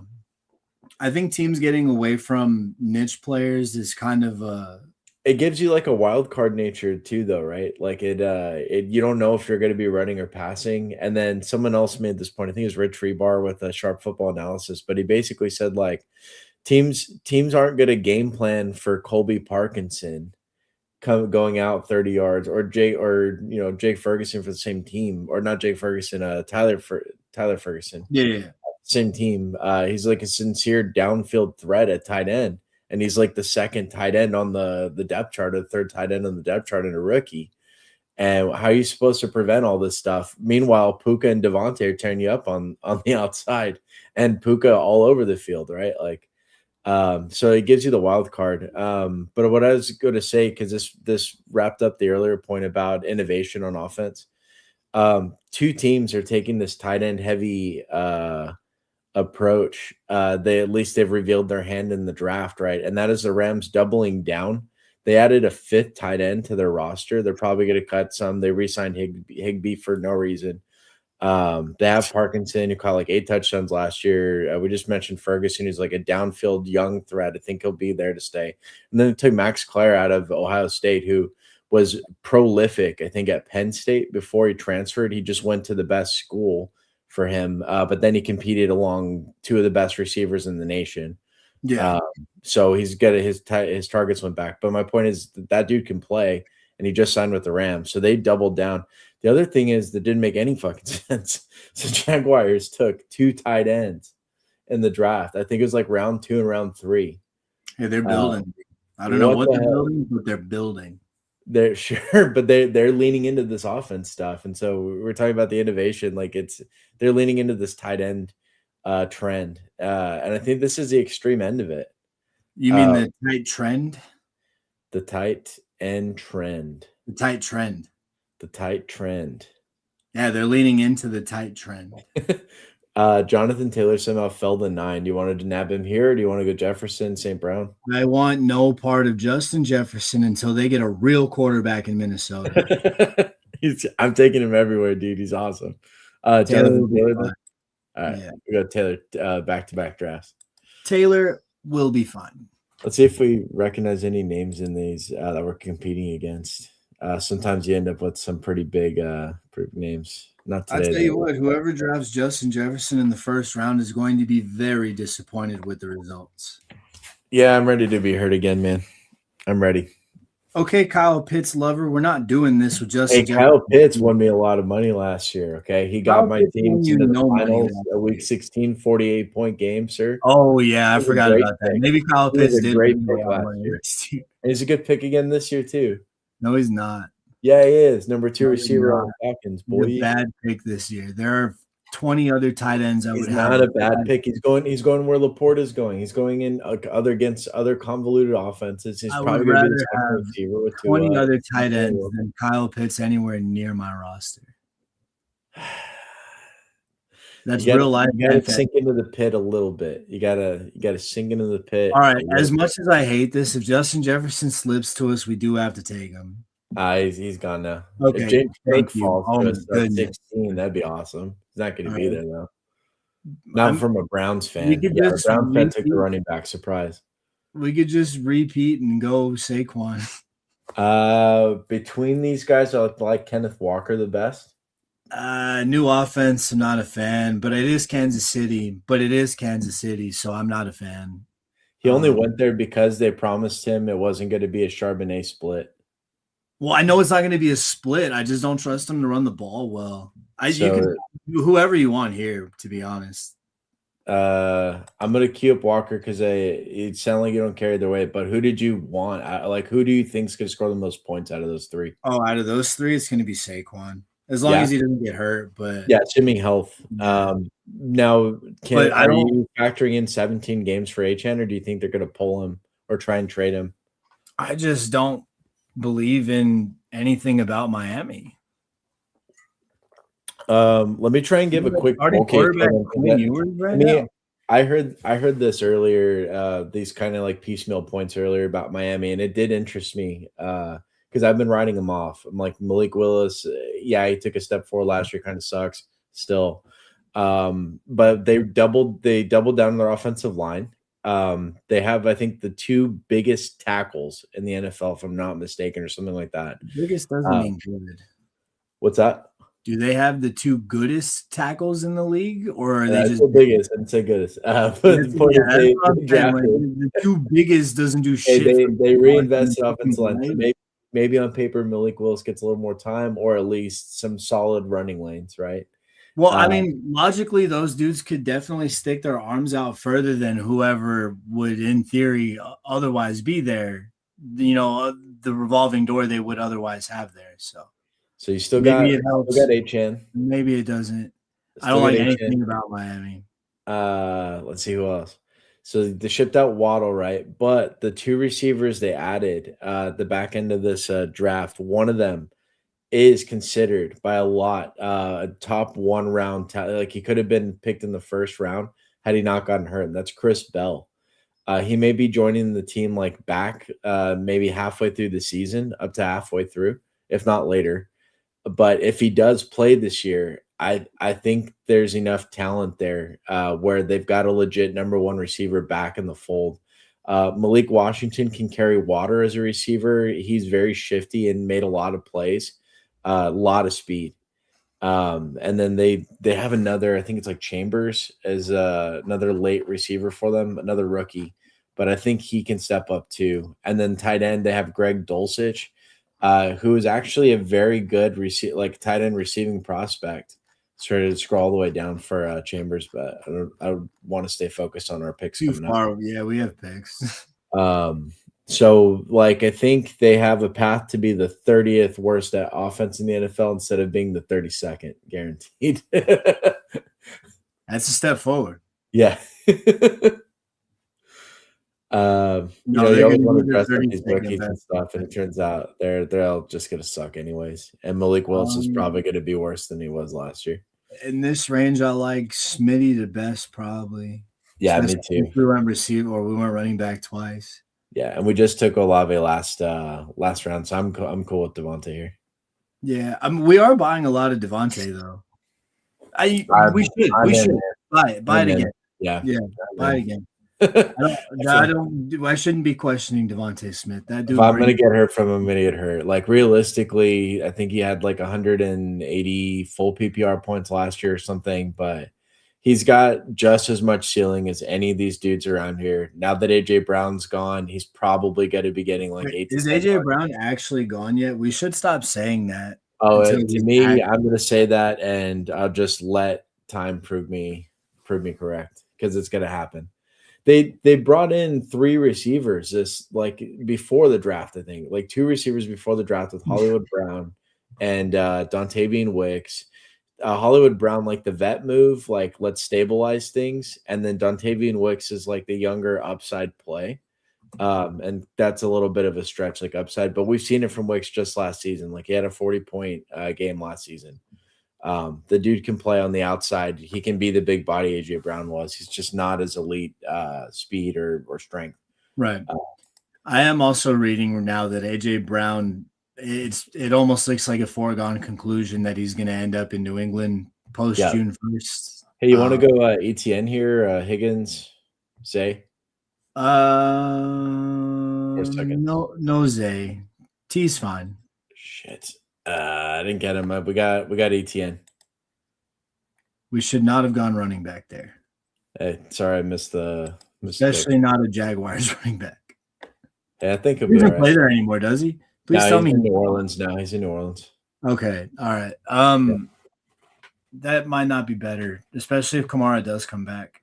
We can be good at running back for quite a while now, so I think we can just pick up receivers along the way from here. There's good options where we're picking up at like 60 or so. Hopefully one of these guys can slip to us, so Dunze or Watson, but if not, I still like Tyson back here. I do like Lemon, Michael Wilson, Sutton. I think Sutton's a steal at pick 83. Yeah, he would be at 83, but You don't like Jefferson, so I assume you don't like Jordan Addison at pick I don't 90. want Minnesota's receiving core until there's an actual quarterback in Minnesota. I like Addison a lot. I don't know why anybody thinks Kyler Murray is going to go there and do any better than anybody else has done. He's not Sam Darnold. He's bad. There could be a problem with having ordained. So the perception of the coach there, Kevin O'Connell, like people have ordained him as an offensive genius.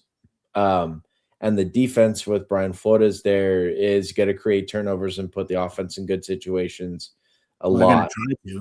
If they had just marginally better quarterback play last year, they would have been a problem for a lot of teams, and they still were. They still were a problem for a lot of teams, even not being competitive at all until the 1 week they had. They went up against Seattle with that like 4-string quarterback, and the guy like gave up 2 pick sixes, whoever he was. He just got smoked.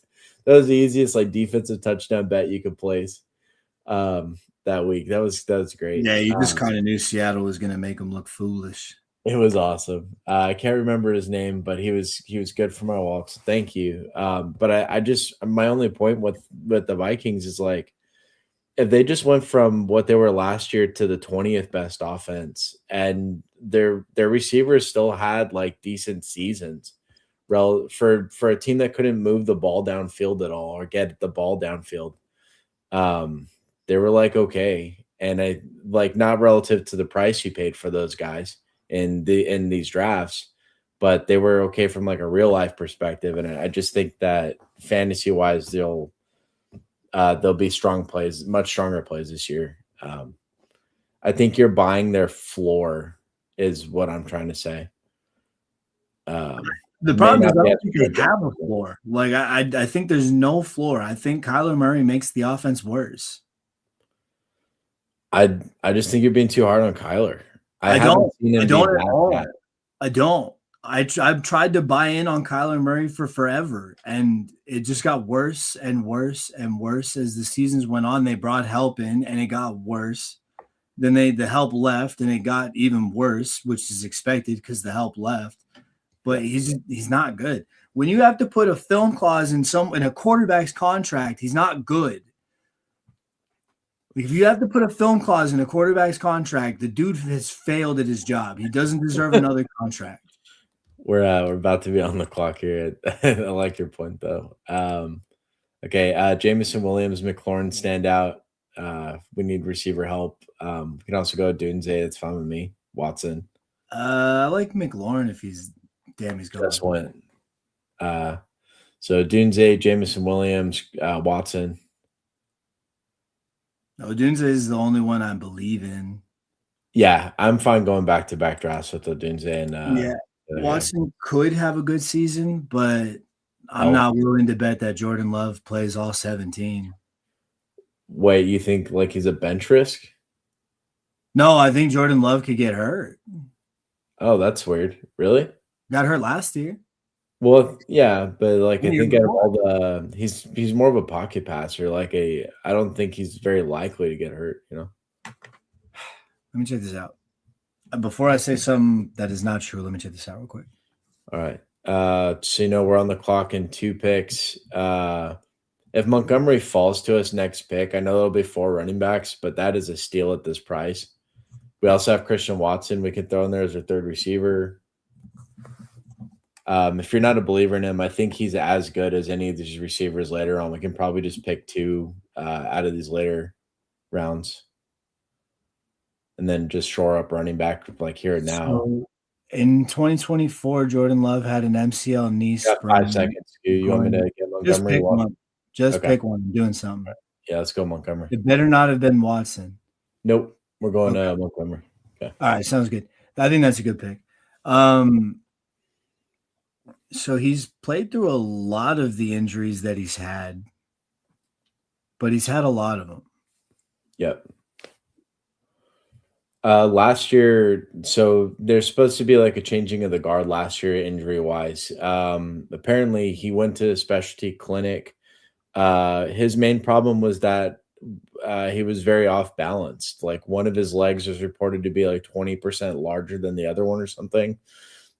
He worked with movement specialists and to get his body readjusted and balanced out. And apparently, that is why the Packers have so much more confidence in him to stay healthy. And he was pretty healthy last year, especially relative to the rest of his career, because I think he had a season-ending injury every year so far or something.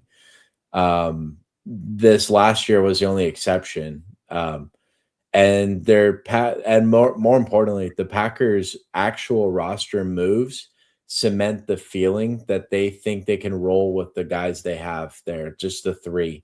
They shipped out Dontavian Wicks. And I think Bo Melton, who is like their fifth receiver, is going to have to play more defense this year or something, because he's also a pretty gifted cornerback. And then also they got rid of Romeo Dobbs to the Patriots. Mm-hmm. And that just leaves Watson as, to me, like the clear cut number one receiver. He's basically the CD Lamb on that team. He's like the number one target to me. He's just the number one. He's not Yeah. CD Lamb. Yeah. Bad player comp, but like main target there. Yeah, wide And then you receiver. got Jaden Reed, who is a phenomenal player. He gets hurt a lot, but he's just a classic slot guy. And then Matthew Golden, of course, on the outside, just a really fast X, just downfield threat. I don't think he can do much more, but there's actually been a lot of noise around Matthew Golden this year. Like he's supposedly going to take a big step forward and stuff like that. I think he will. I like Matthew Golden a lot from his Texas days, man. You'll like this, and that tidbit was coming from Packers, former Packers players like Randall Cobb and some of the other older receivers that they invited for the team day, basically. Okay. Well, I mean, that's a good source to get it from. Former players typically know the eye test pretty well. But yeah, I don't know. I liked a lot of what Golden did when he was at Texas, and I thought that he performed pretty well for a rookie last year. I thought he was a disappointment relative to his draft capital one, and then where people were paying for him in best ball too. Well, yeah, for a fantasy standpoint, he probably underperformed quite a bit, but from an actuality standpoint, he played pretty well for a rookie. We're real quick. We're about to go up on the clock again. Dak's just out there. If we just want to, he just got taken. Quarterback, I love Mahomes. Lawrence is under too. Yeah, Mahomes. I like Mahomes. I like what Kansas City did with their offense, picking up Kenny Walker. They made some moves at receiver last year that should translate pretty well this year. We'll see what happens if Worthy can get better. If he does, I do think he's got a bit of Tyreek Hill in him. Not as good, but I think he's got a bit of that going for him. Yep. But what I'm most excited about is that Kenny Walker addition. I think that'll do some wonders for Mahomes, take the load off of him a little bit, and he'll be able to settle in, run the offense the way that he actually needs to, instead of trying to be a Superman all the time. Yeah, no, and we got the stack. We got the two on the same team because we can certainly see 40-yard screen of the house 2 to 3 times this year coming up for Kenneth Walker in this offense. Okay, so we have 4 really solid running backs, like monster running backs. One of the best quarterbacks, 2 good high floor receivers with some ceiling potential. To me, we need receivers here and tight ends. I think Jaden Reed is a no-brainer for me. But here's the rest of the board. Stevenson falls. That'd be great, but 5 running backs we don't really need. Tony Pollard Let's is say also running back real quick because the quarterbacks at this level, unless we really no. think somebody out there I is think it's crazy. just receiver or tight end all the way. I think this is Jaden Reed or Wandale, honestly. I like Wandale the best, but if you like Jaden Reed, we don't have him anywhere. Yeah, let's go read this this draft just to mix it up a bit because we did just take Wandale, and then almost our whole team is going to be the same. And we're going Flanoy later. So It's too hard not to pick up a guy like that when he's falling that far, and he's really gonna have 6 touchdowns on the season at least. Like that, it's I'm really, okay with like 50% Flanoy this yeah. year, like straight It's up. Like so difficult to stay away from, especially when you take into account CD does get hurt, and you take into account Pickens has a lot of off weeks, yeah, and they got rid of Tolbert. Yeah, and we got rid of Tolbert. There is a firm belief in the Cowboys system that Ryan Flournoy is ready to take over as wide receiver 3 de facto. And with CD's ability to play both inside and out, and Flournoy's ability to run all the outside routes, I'm a huge fan of what those two in tandem bring together, and specifically what Flournoy brings to your team at the end of a fantasy draft. I can't wait for Flanoy's touchdown prop to open up wherever it does. It's probably like 2.5 somewhere. 2.5. Yeah, we're crazy. Match It'd that. be crazy to have that. That'd be wild. There's no way that they don't take into account that he's full-time wide receiver 3 now. Like there You really would be isn't surprised. So the best prop bets usually have to do with roll adjustments because the books just take a little bit longer to catch up. That makes sense. So if you get them early, yeah. So usually like Sunday nights, honestly, after football is over, as soon as they release the lines, on Sunday night, I'm up like on underdog, just pricing out, and then I always place at least one set of bets Sunday night because I know the lines are going to be bad because they're not taking into account this receiver got injured or this team just played the hardest defense in the league. Of course, they're going to be, there's still It's gonna edges. look a lot better There's next still week. edges if you know where to look. Gotcha. And we'll be doing a lot of that this season for sure. Like we saw it with Caleb Williams at 36.99 passing yards. Like what do you think could happen? Yeah. If anything, they're betting on an injury. They are saying there's an injury. So that's what I was thinking too. Yeah. I was like, with some of these numbers that they were projecting for the quarterbacks, I was like, dude, if these guys are playing full 17s, they're screwed. Yeah, because if they have to either be baking an injury or that he's not going to be playing like the last 2 games of the season or something. Not even just the last 1 game because he hit 4,000 yards last year in his last year was his rookie, yeah, Caleb. Sophomore season, I think. Sophomore year. Okay. So 4,000 years, but he's only going to take a step up further this year again. Yeah. No, I agree. I wholeheartedly agree. It's not like they reinvested a running back or anything. They're bringing back the same 2 dudes. Yeah. So they're not going to hand it off anymore. We already know what these 2 can do, Kyle Monungai and Swift. Like, well, maybe the offensive line might have taken a step forward. They probably did. So if that's the case, we might actually see a little more handoffs to the running backs. But Caleb does benefit from that because he plays pretty well out of the pocket. And play action passes are going to more than likely end up with a rollout or him having to move off the spot every now and then. I think it's going to be great. Yeah, I find it really hard to believe that they have the player props where they have them right now. Yeah. But it does also give you a little pause when you go to, smash the over. You're just kind of like, why is it this low, huh? What do you know? Wait, you're supposed to wait before you place bets? I thought you're just supposed to just – well, I mean, full send is full send, bro. If you got the confidence, you may as well. But – if you see something that, and we were talking about it with David Montgomery's touchdown prop, 5.5 touchdowns. It's too good to be true. Like it's too good to be true. Something is going to happen, and it's not going to pay out. Yeah, well, it's a gold start. Like it's hard not to pick it. It's hard not to smash the button. Real quick, we got a 1 pick till we're on the clock. It's a 1 QB, 4 running back, 3 receivers. Got Mahomes. Thank you. You want Wandale, Myers? I think those 2 stand out here. Pearsall. Where's Jacoby now? Myers. Jacksonville. Still in Jacksonville. Hey, he could have a pretty good season. He's a steal back here. He's the same bet as Wandale. We're talking like 7 to 10 targets, Well, right? And let's go Jacoby this draft just so we get some exposure there. yeah, I also love I Pearsall's like prep. Pearsall a lot. Yeah, I like the idea of Pearsall, but I like the idea of Myers better just because I think Trevor Lawrence is slightly better than Brock Purdy. that's interesting. Slightly better. I didn't say he was like far and away head and shoulders the better. I didn't say he was head and shoulders, but Okay. I do think he is slightly better than Brock Purdy. Was that a Trevor Lawrence joke? It My was bad. it was a Trevor Lawrence joke. He's got the hair, he does the head and shoulders commercials, and I That's don't pretty think he's funny. head and shoulders above Brock Purdy. I think he's a hair better. Nice. Yeah. That's a real pretty pun you got there. All right, I'll cut it out. Gotta cut it out because Brock beat Scissors. All right, you ruined it. You You can recreate that laugh if you tried. I don't think I can recreate that laugh.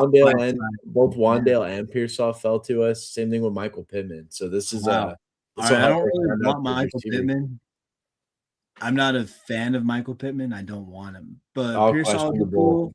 You know how I feel about Wandale. I like Travis Kelce a little bit in this range too. Yeah, we don't have a tight end yet, so I'm cool with Kelce or Pearsall. I think either are great. Let's go Kelce for now because that's Okay. got a lot of ceiling. And then we got Mahomes. Do we have Mahomes in this draft? We do. Yep. So that's a solid, solid pick. That's the best stack available as far as Kansas City in my mind. I mean, if we can get like, I don't really know how to predict Xavier Worthy's season, man. Because I got some receivers learn how to block out there. Zay Worthy turns into Tyreek Hill 2.0 because they can just run quick screens all day to him. He's too small to block. The other guys need to block for him. Rashi and Kelce. Yeah, if those guys can figure out their blocking the way that they were doing it for Hill, they can start running those quick screens all day again. Well, Hill's what set Hill apart was the downfield target. Well, he had actual route running ability. Don't get me wrong, but I think they have the short yardage stuff already. I think they have all the yards after the catch stuff that they need with Rashi, and then Kelce basically mirroring the route on the other side, or just finding the hole in the zone. I was talking about just in terms of being able to take their offense back to basics. Like what made Mahomes truly successful in those early years was being able to get the ball out quick. And when that didn't happen, he could run around. Yeah, their offensive line's been a lot worse since back then. And they've just started playing small ball in a way that we're not used to seeing. I think they're taking a lot more dink and dunks and checkdowns, which is kind of odd for Mahomes. But I guess when you don't have Hill doing what he's doing downfield, exactly, you are kind of relegated to having. And he may be back this year. By the way, he's visited Kansas I was City. reading that. Yeah, I was reading that. I wasn't sure if it was actually going to follow through, but I did figure when he left Miami, there was going to be a bit of at least a one-time reunion where they met up to see if they would sign the contract. So that would be bad for Worthy. That's probably the worst thing that could happen to Worthy is Tyreek Hill signing there because they do the same thing. But it would be good for us and Kelce and Mahomes. Oh yeah. We'd like that. So we would be fine with that. Yeah. To quote Kirk Cousins, you like that. I like that. I like that. You like that? You like that? I do like it, Kirk Cousins. That was a great game. Thank you for reaffirming my preferences. And it's not incorrect to say it. The Redskins played really well that game because Kirk Cousins played for the Redskins. Go ahead, correct me now. You can't. He did. No, it's history. It happened. Can't correct history. You can cancel it though, apparently. Cancel it. You can dread it. It arrives anyways, or whatever Thanos says. It already happened anyways. Yeah, or whatever Thanos says. You could dread it. You could not run from it. It already happened. Make movies about it. Either way, it already happened. Alter the footage so that way it looks like that dude's telling Forrest Gump to go pee. Yep. Yeah, that's true. They did do that. It already happened. I believe he said he had to go pee. I believe he said he had to go pee. And since one, I wasn't hungry but thirsty, and two, they was free, I must have had me about 15 Dr. Peppers. 50. The That's an sunshine. absurd amount of Dr. Pepper. I don't think Well, even in my that is a prime I lot. drank 15 Dr. Peppers. We're on the clock here again. We got a 1-4-4-1 build. I think a quarterback makes sense. Quarterback makes sense, but Malik it's Malik Willis Willis and Sam Darnold. or Darnold. Yeah, maybe we sit out. We want to go Higgins, receiver, Goddard, Fergo. Fergo. Okay. If it's All right. between Goddard and Fergo, I'm going Fergo every time. Unless I've got Goddard in that 1v1 because I think that with the AJ Brown no longer being there, Goddard was already a monster goal line target. So that 11 touchdowns last year. I think that's going to go up this year, and then he's just going to catch 1 or 2 more passes a game. Ferguson, on the other hand, has increased target competition from, of course, Pickens and Lamb. And then Flanoy, we think, is going to do some damage. So I think Ferguson's going to he's going to find himself in this role where he's only getting 7 to 10 yards down the field targets, the soft part in the zone or the flats. And that'll sneak him out for some touchdowns, but I don't like him for 800 yards. I like Ferguson more for like 500 yards and like 5 touchdowns or something. Rather than like an actual ceiling. Whereas Goddard, I feel, has like 800 to 1,000 yards in him. A lot more catches, more of his team's target share, and more touchdowns. I think Goddard just is way stronger this year. Back on the clock. Goddard's there. We also had Jordan Mason, Malik Willis, Sam Darnold, Dr. Jones. I mean, I like Cam Ward, but not really in the range right now. Sam Darnold would be nice, but no reason to take him. 5 seconds. I don't know. Let's go Willis. Yeah, we don't have him really anywhere. Yeah. I don't think he's going to do shit in Miami, to be honest. But if he does, at least we got him. He's a running quarterback, so we got to figure, he'll have a floor of like 15 points, just by virtue of he's going to sneak out of that pocket like 5-6 times a game. And we don't need any of his players with him because he can just run for it. So we don't have to like stack or worry about the rest of the offense. I think he'll be fine by himself. Yeah. Darnold probably has the way safer set of outcomes, though. Yeah. I think Cam Ward has the highest ceiling. But From these guys, that's interesting. Yeah. Well, it's just the highest ceiling, not the highest floor. The highest floor is Sam Darnold. The wild card is obviously Malik Willis between the three, just because we don't know what the hell Miami's going to be next year. Yeah. But I do expect the moves that Tennessee made this season could potentially elevate them 2 levels instead of just 1. And Cam Ward will be the catalyst for what they do on offense this year. Tony Pollard's nice, but they're not putting the offense on the legs of Tony Pollard. Yeah, but if he stays healthy, definitely another 1,000-yard season. Oh yeah, and he's extremely useful and extremely helpful. He'll take a lot of the responsibility away from what the quarterback is needing to produce. You know what I mean? Yeah. Like, we saw it in Dallas too. I mean, not for a long period of time, but for about a season and a half, Tony Pollard was able to produce some really effective numbers, and it made Dak Prescott's life a lot easier. So if he's healthy all year long, I do think Cam Ward has the tools and pieces around him to have an extremely successful season. I think anywhere between 39 to 4,300 yards would be in the realm of possibility next year. Dude, you better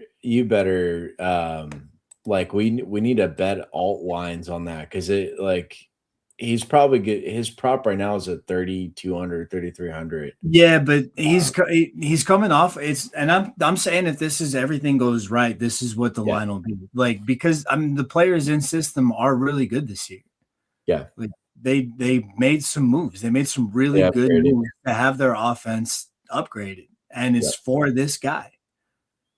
Fair. And they brought in the quarterback whisperer Dayball, right? And Well, I mean, if you want to call him that, I'm not going to call him that. He didn't do shit with I, Daniel Jones.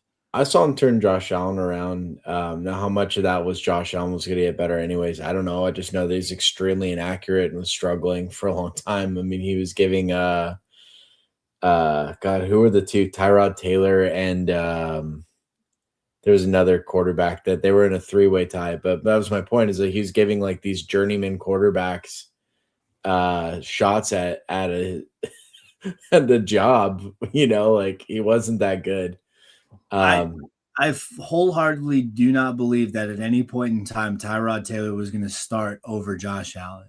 I think he started the beginning of that season over him. I thought So Josh Allen was the game one starter, but I'll check this out. It's a 2-4-4-2. So far, who do you want to take? I think we go with your heart. Okay. So I think we kind of need receiver, but they all kind of suck. I like Travis Hunter here on the upside shot, but who knows if he's actually going to play. Dude, you could not have been more wrong about who started over Josh Allen. What is that? It was Nathan Peterman. Yeah, that's what I'm saying. But if you go back to that, over as the starter in week 2, though. Like, it's not like Nathan Peterman gave it a good run as the starting quarterback of the Buffalo Bills. I'm just saying there was some quarterback controversy there. And that is the trend for rookie quarterbacks now, especially ones that aren't like your Cam Wards or ones that like you give them time to sit on the bench and then you put him in at the bye week. But the Bills were not going to wait for the bye week because Nathan Peterman is Nathan Peterman. It was actual controversy, though, at the time, is what I'm saying. It really wasn't. It shouldn't have been close. It was because Josh Allen wasn't. Josh Allen. He wasn't. Yeah, he came from like, I don't want to call it butt nowhere, but he didn't play anywhere Wyoming, right? Yeah, like he didn't play for a Power 5 school. It's not like the dude was going to go and get a ton of recognition as a great quarterback. No, but he needed to be developed. He needed time, and he learned that under Daboll. That's what I'm saying. How long was Daboll even his coach? For 9 years. No, I'm just kidding. I don't know. No, I don't even think he's been in the Giants. The Giants. We're up on the clock next. It's a 2-4-5-2, so we're really balanced right now. Running back thins out later. I'm okay with a running back. One of these receivers would be okay. I like Trey Tucker the best. I got no problem with Diggs. Probably end at the moment. My problem with Diggs is we don't know who he's going to play for or if he's going to play. We go running back, receiver. Jerry Jeudy would be all right, but I know you don't like Cleveland's offense. We'll go Jeudy. He's different than what we've drafted so far. I don't like Cleveland's offense, and I think he's going to have some. They double tapped a receiver in the draft. They took Concepcion. They also took Denzel Boston. Both guys are first round picks. So I think they're trying to move on to Jeudy. Why even bring him in system then? That's weird. Yeah. But I was okay with the pick because I don't have a lot of Jeudy this year, and I do think they're two rookies, but they all kind of do the same thing. They're all like middle of the field. Well, Boston's is a big outside guy, but Concepcion Jeudy makes his most. Jeudy does his most work outside. Really? Okay, then in that case, I think Concepcion will have to work in the middle because he's just smaller than the other two guys. Shoot, man, I don't know. Judy's a really good route runner. He can play all like both spots, inside or outside. I like the talent. I wish he had a chance in his career. I mean, he had something nice brewing in Denver, but there was no quarterback really to work with him. Yeah, and him and Sean Payton really went sideways. Sean Payton goes sideways with everybody, bro. That dude has one of the most abrasive personalities in NFL history. He just wants to show you that he's better than you, like at football, but he's also like not that dominant over people.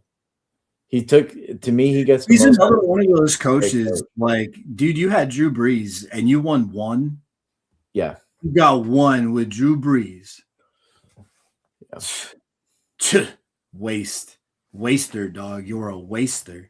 I think he gets the most out of his players, though. Like the Broncos really surprised me last year. I didn't think they were going to make it to the I don't think NFC that's title true game at all.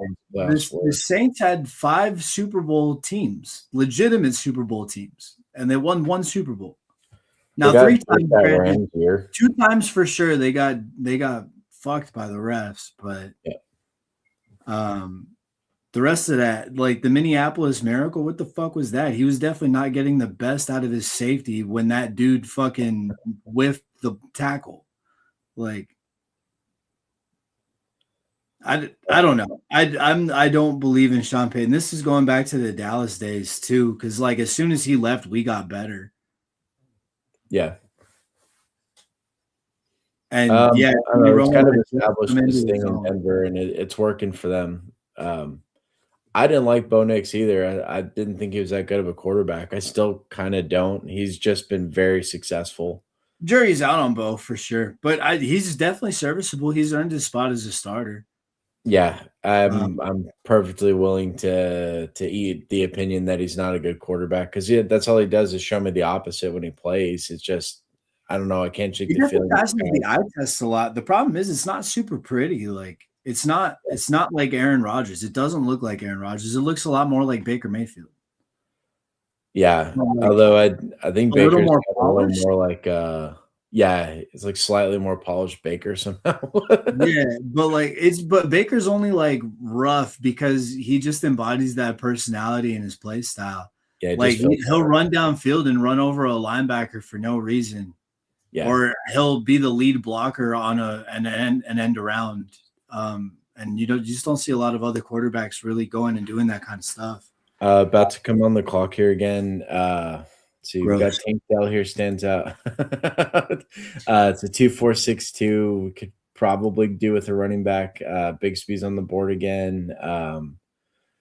Quarterbacks Geno, Rodgers, Shador, and then receivers Tank Dell, Malik Washington stand out.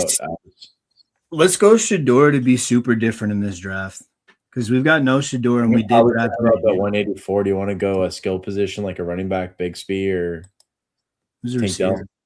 Tank Dell or yeah. Okay. Tank Dell. I would be okay with Kiki Booty too, but I really don't know what Kiki Booty. It's booty, but yeah. Kiki Booty. Why Kiki? I really don't know what to make of the Patriots offense as a whole. There's some talk about Kayshawn and the AJ Brown trade is going to get dealt to Philadelphia. Okay. So I mean that might be something that he benefits from. But you could see him keeping him too, though. The Patriots have taken some pretty young receivers the last 2 drafts, like Kyle Williams 2 years ago, and then this last year was like I can't remember who else, but they continue to try and reload there. They are not drafting well at that position. What's up? They are not drafting well at that position. No, I mean that's evidenced by having to bring in Dobbs. I feel. Yeah, what the hell is that? I mean, AJ Brown's definitely going to be their wide receiver 1 right off the bat. But yeah, it's going to be awesome. All right, Shador here.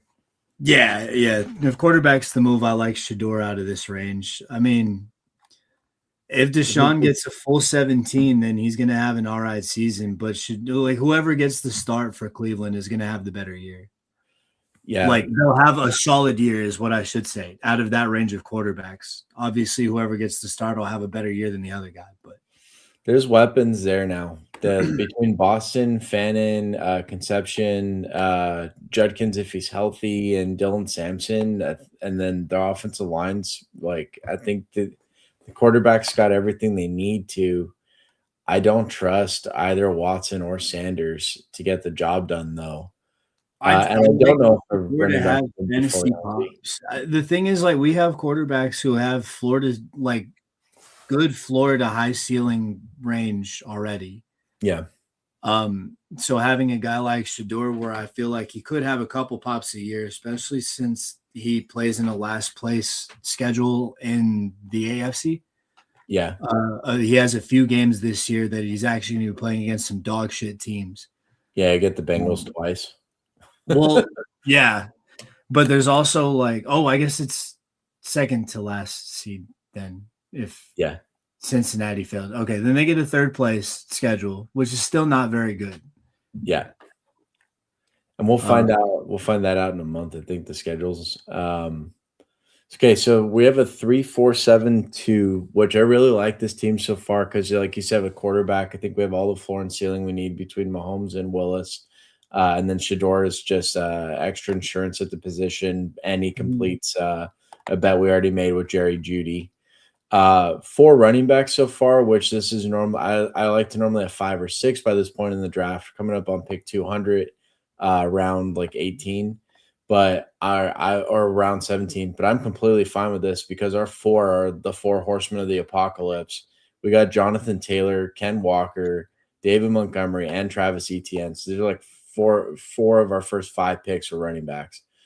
So we're good to. I'm okay if we don't take another one, or if we just like patch it with Ollie Gordon here at the end and stick with 5, whatever. They're solid, right? We're not missing much production at all from these guys. And then 7 receivers so far, all good high floor guys. Smith and Odunze. Reed, I think, is going to be more involved, but definitely known for more of a ceiling potential, so not consistent. And then we've got the floor made up for with Jacoby Myers, another ceiling shot with Travis Hunter. He could be playing more defense this year, but I think he'll still have his spots. We'll see. Jerry Duty, we just talked about, and then Tank Dell, if he comes back healthy, could be the number 1 for Houston, or at least complement Nico with monster downfield upside.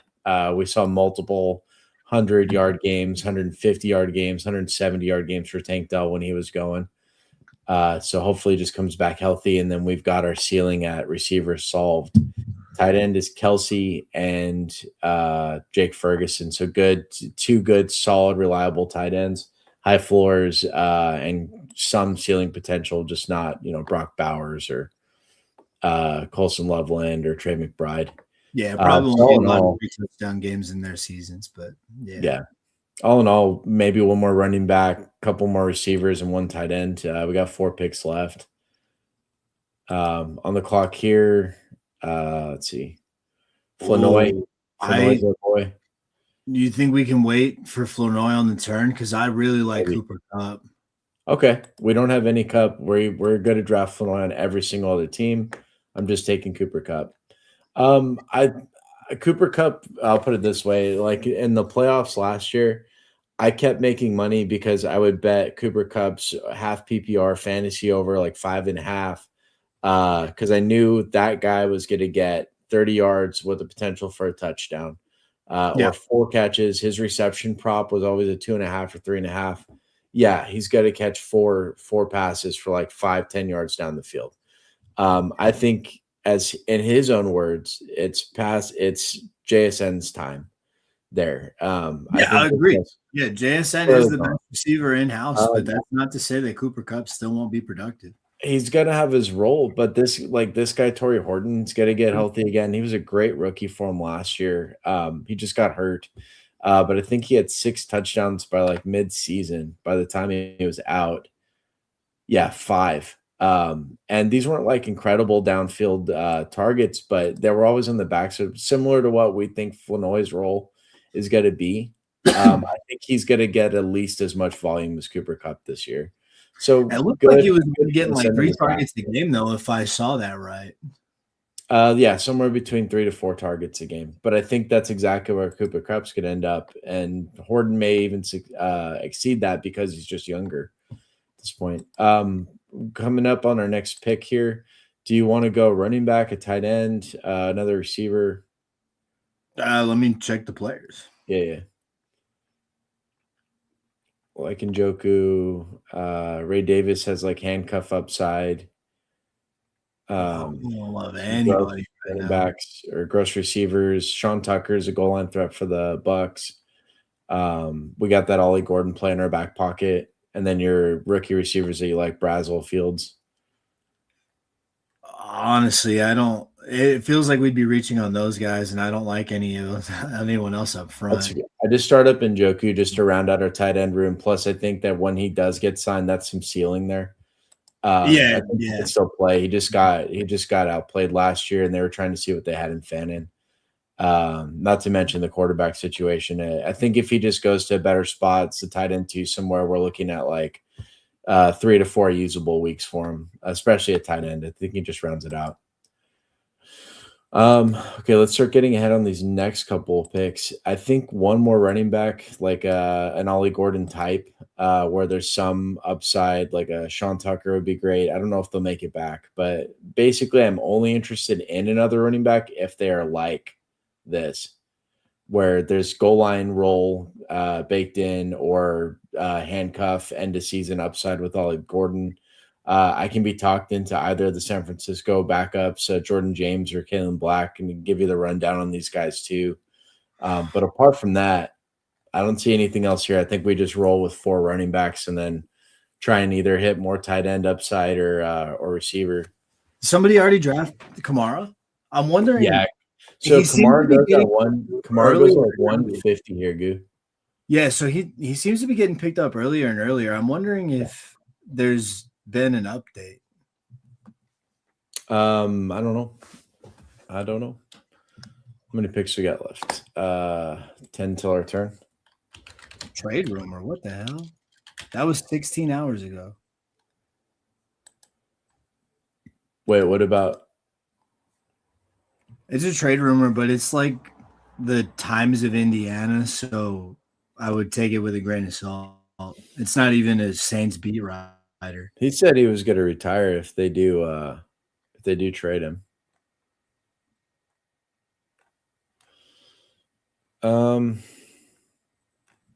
Just a bunch of trade rumors. Yeah, I don't think anything's solid. All right. Yeah, I'm not seeing anything. So from the receivers, because it's weird. He's going earlier and earlier. He's going at 150 right now. But yeah, he was like 160 last week. The first 2 drafts that we were doing, it was like he was waiting until the 200s to get picked. I think it's because the Saints didn't add anybody at running back. They added ETN in free agency, obviously, but they didn't add any rookies to pad the depth. So I think they're still left with Devin Neal, who was I think he's out of Kansas last year. This will be his second season. I thought he was a pretty good runner. We'll see. It's hard to tell with as little involvement as he got last year. And then there's one more dude. There's one more dude who's a younger guy, has some juice in him last year. I just can't remember him off the top of my head. What do we have? Andre Miller. How did I forget? This guy was like crucified by the previous coaching staff. They basically put him on IR when he wasn't injured because they hated him that much. And I'm not kidding. I'm literally not kidding. The coach put him on IR so he didn't have to play him. But he's also not been able to stay healthy too. So he got his chance finally like last year, and he was involved, but he keeps getting hurt. It's his story. Okay, we got Ollie Gordon as a 5th running back potentially. If we want to go wide receiver, your boy Fields is gone, but I know some of these guys back here have some upside, like Hurst. Do you want to get our 5th running back here, or just keep adding receiver? We should get a 5th running back because I'm actually not a believer in a Chen at all. Especially if Kamara does come back, he's going to take a big hit in production. Just got Ollie Gordon because we got him last time. Now I think this has to be a receiver here, unless you want to go tight end. I was going to say if there's a sweet tight end on the board, sure, but if there's not, receiver's the best bet. Ingram, Ertz, Komet. Ertz could be interesting. Actually, no, none of these guys are going to get anything.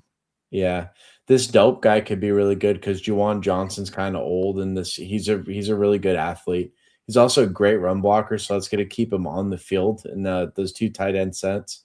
But I think he could actually be the starter if Juwan Johnson got hurt. That being said, does he make sense for our team? No, I think we need a little more wide receiver action here because our guys are pretty inconsistent overall. And even the floor guys like Myers and Judy, like these are huge question marks. Cup's not that strong. I think we got to go one more receiver, and hopefully it's No, like an yeah, outside of the starters, there's not a yeah. yeah. So this Ted Hurst guy, elite prospect from Georgia State, just didn't play at a bigger school, more competition, but outproduced everyone. He's a huge body, could take a step forward. Jalen Lane, second year player, Commander's pretty good. And the rest of these guys, All just a gadgets. bunch of All nobodies. gadgets, Let guys. me start up Hurst, but does anyone stand out to you? 5 seconds. Nope. Okay. Yeah, Ted Hurst is fine here. He's a really big body. He could easily be a replacement for the goal line shots that Mike Evans was getting. Again, his only question was like, why didn't you transfer to a bigger school, dude? Because he was like a great white swimming in a kiddie pool at Georgia State. He just dominated there, man. Yeah. Yeah. Could it possibly have been because he liked going to school there? Yeah, Like, it could have been is that academics or whatever, is but that something that people considered when they were asking that question? no, no. Why didn't you go take more money to play less at a bigger school? Right. So there's no fathomable, Go have Carson Beck throw you the ball for a little bit. right. You know what I mean? Like it's not That'll be good for your fathomable career. to think that somebody would just pick a place because they liked going there, but whatever, man. Like he knew he was going to be good enough to get to the league regardless of where he played. What does it matter if he went and played in Miami or if he played at, bubfuck Illinois? Who cares? Like, Yeah. there's a dude who got drafted by Philly who never played it down in football this year. Like, wow. Yeah. yeah. Good point. All I'm saying is like they'll find you. If teams want you, they'll find you. As soon as this draft ends, we'll do a quick recap of the team and then see what we want to do next.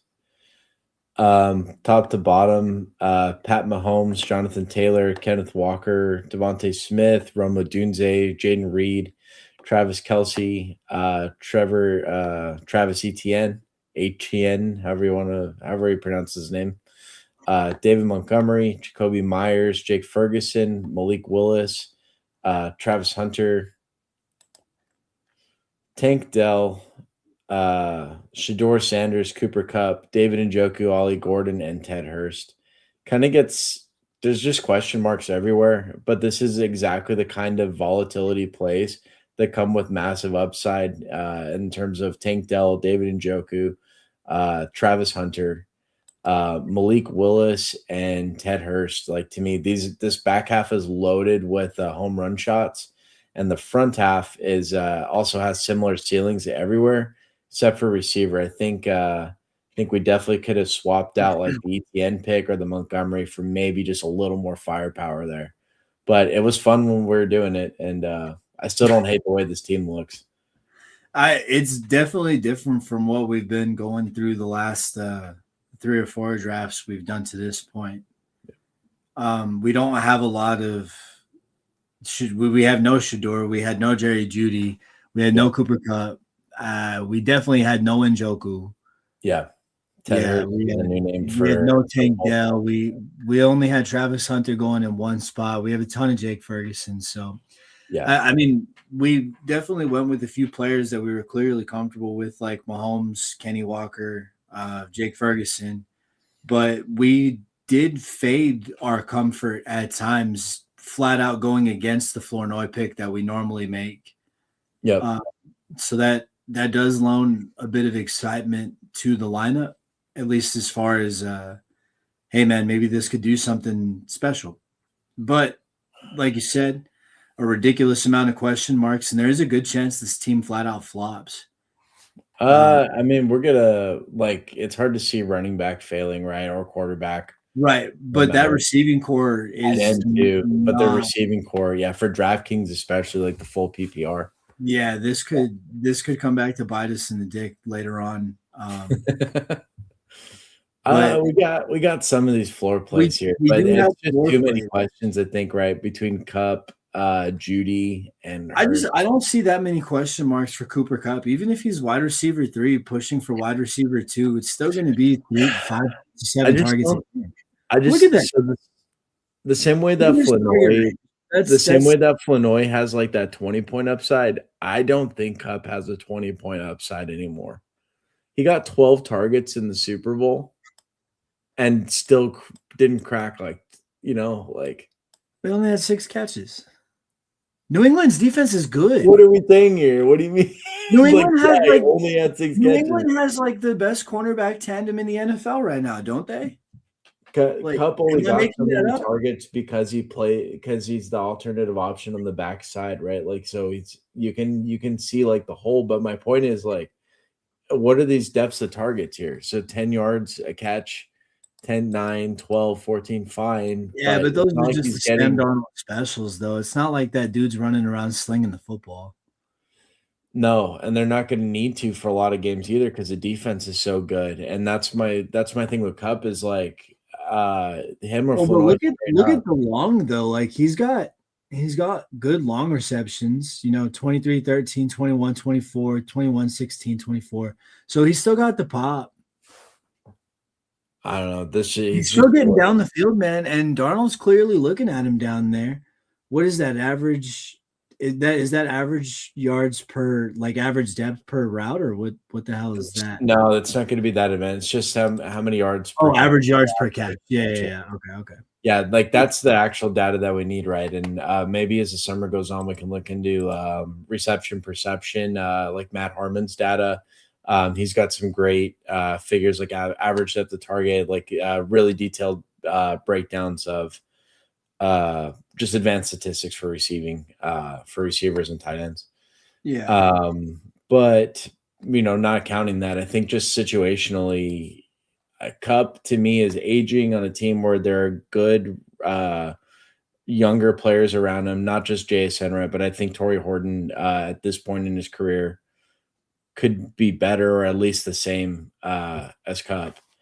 There's other role players that are similar to Cup on the team, like AJ Barner, kind of gives you these stat lines a lot: 4 for 6 for 40 and a touchdown, that kind of stuff. And then they're just going to be running a lot when they can because the defense is, choking the life out of a lot of the other teams they're playing. I just don't see a good volume out floor or ceiling combo for Cooper Cup a lot compared to someone like Flanoy, anyways, in the same price range. But you feel the same way too. I think we were just trying to get some variety with this draft, and that Well, week 17. Go ahead.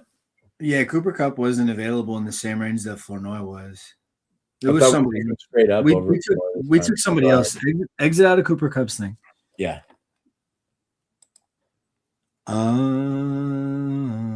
So we took him at 193. I think we can review the board to see who was on the page.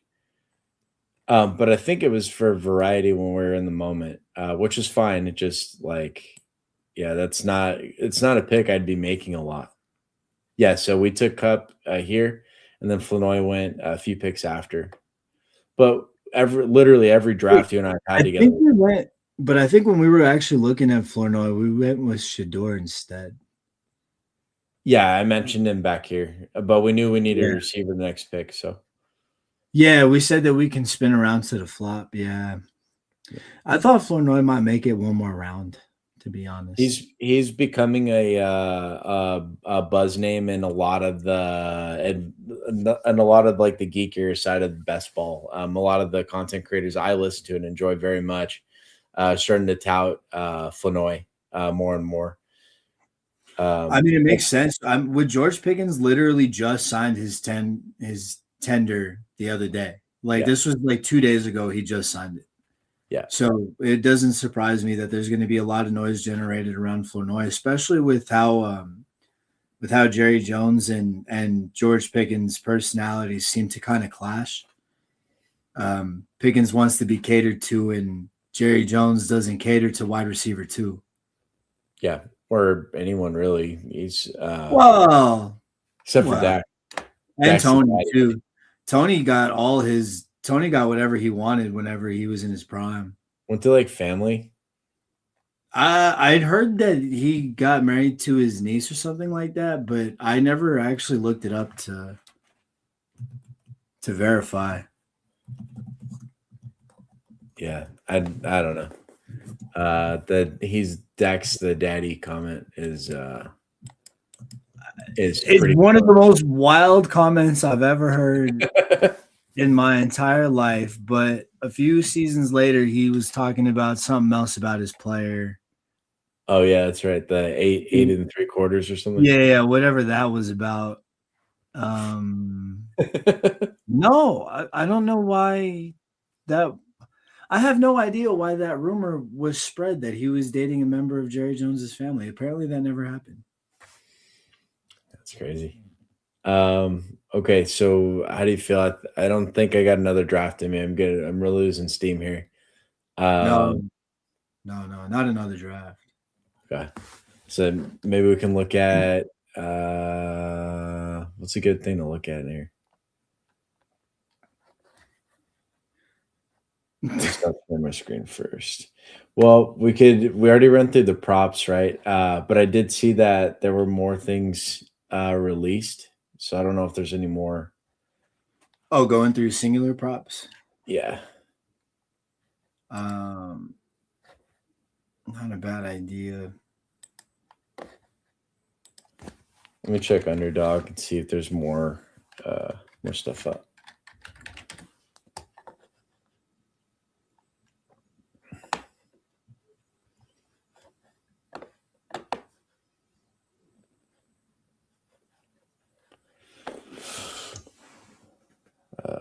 Underdog always takes forever on this computer. Oh, wow. StreamYard has a teleprompter mode in case I'm too stupid to remember what I want to say. I've been reading off a teleprompter this entire time. Yeah, that's not surprising. You're too stupid to remember what you want to say. I thought you were going to go with, I didn't know you could read. No. I know you can read. Seen you do it a few times. Did it to draft right there. Oh no, that's the magic of the prompter. You were just saying stuff. Yeah, yeah. It's all in Braille. So that means you're reading, though. I guess it's a literacy. You're literate. I'm. You know words, and you can read them in some kind of language,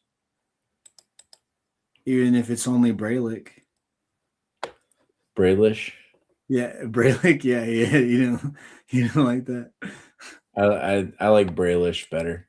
The Irish people are gonna come after me for that one. Billy Braillish.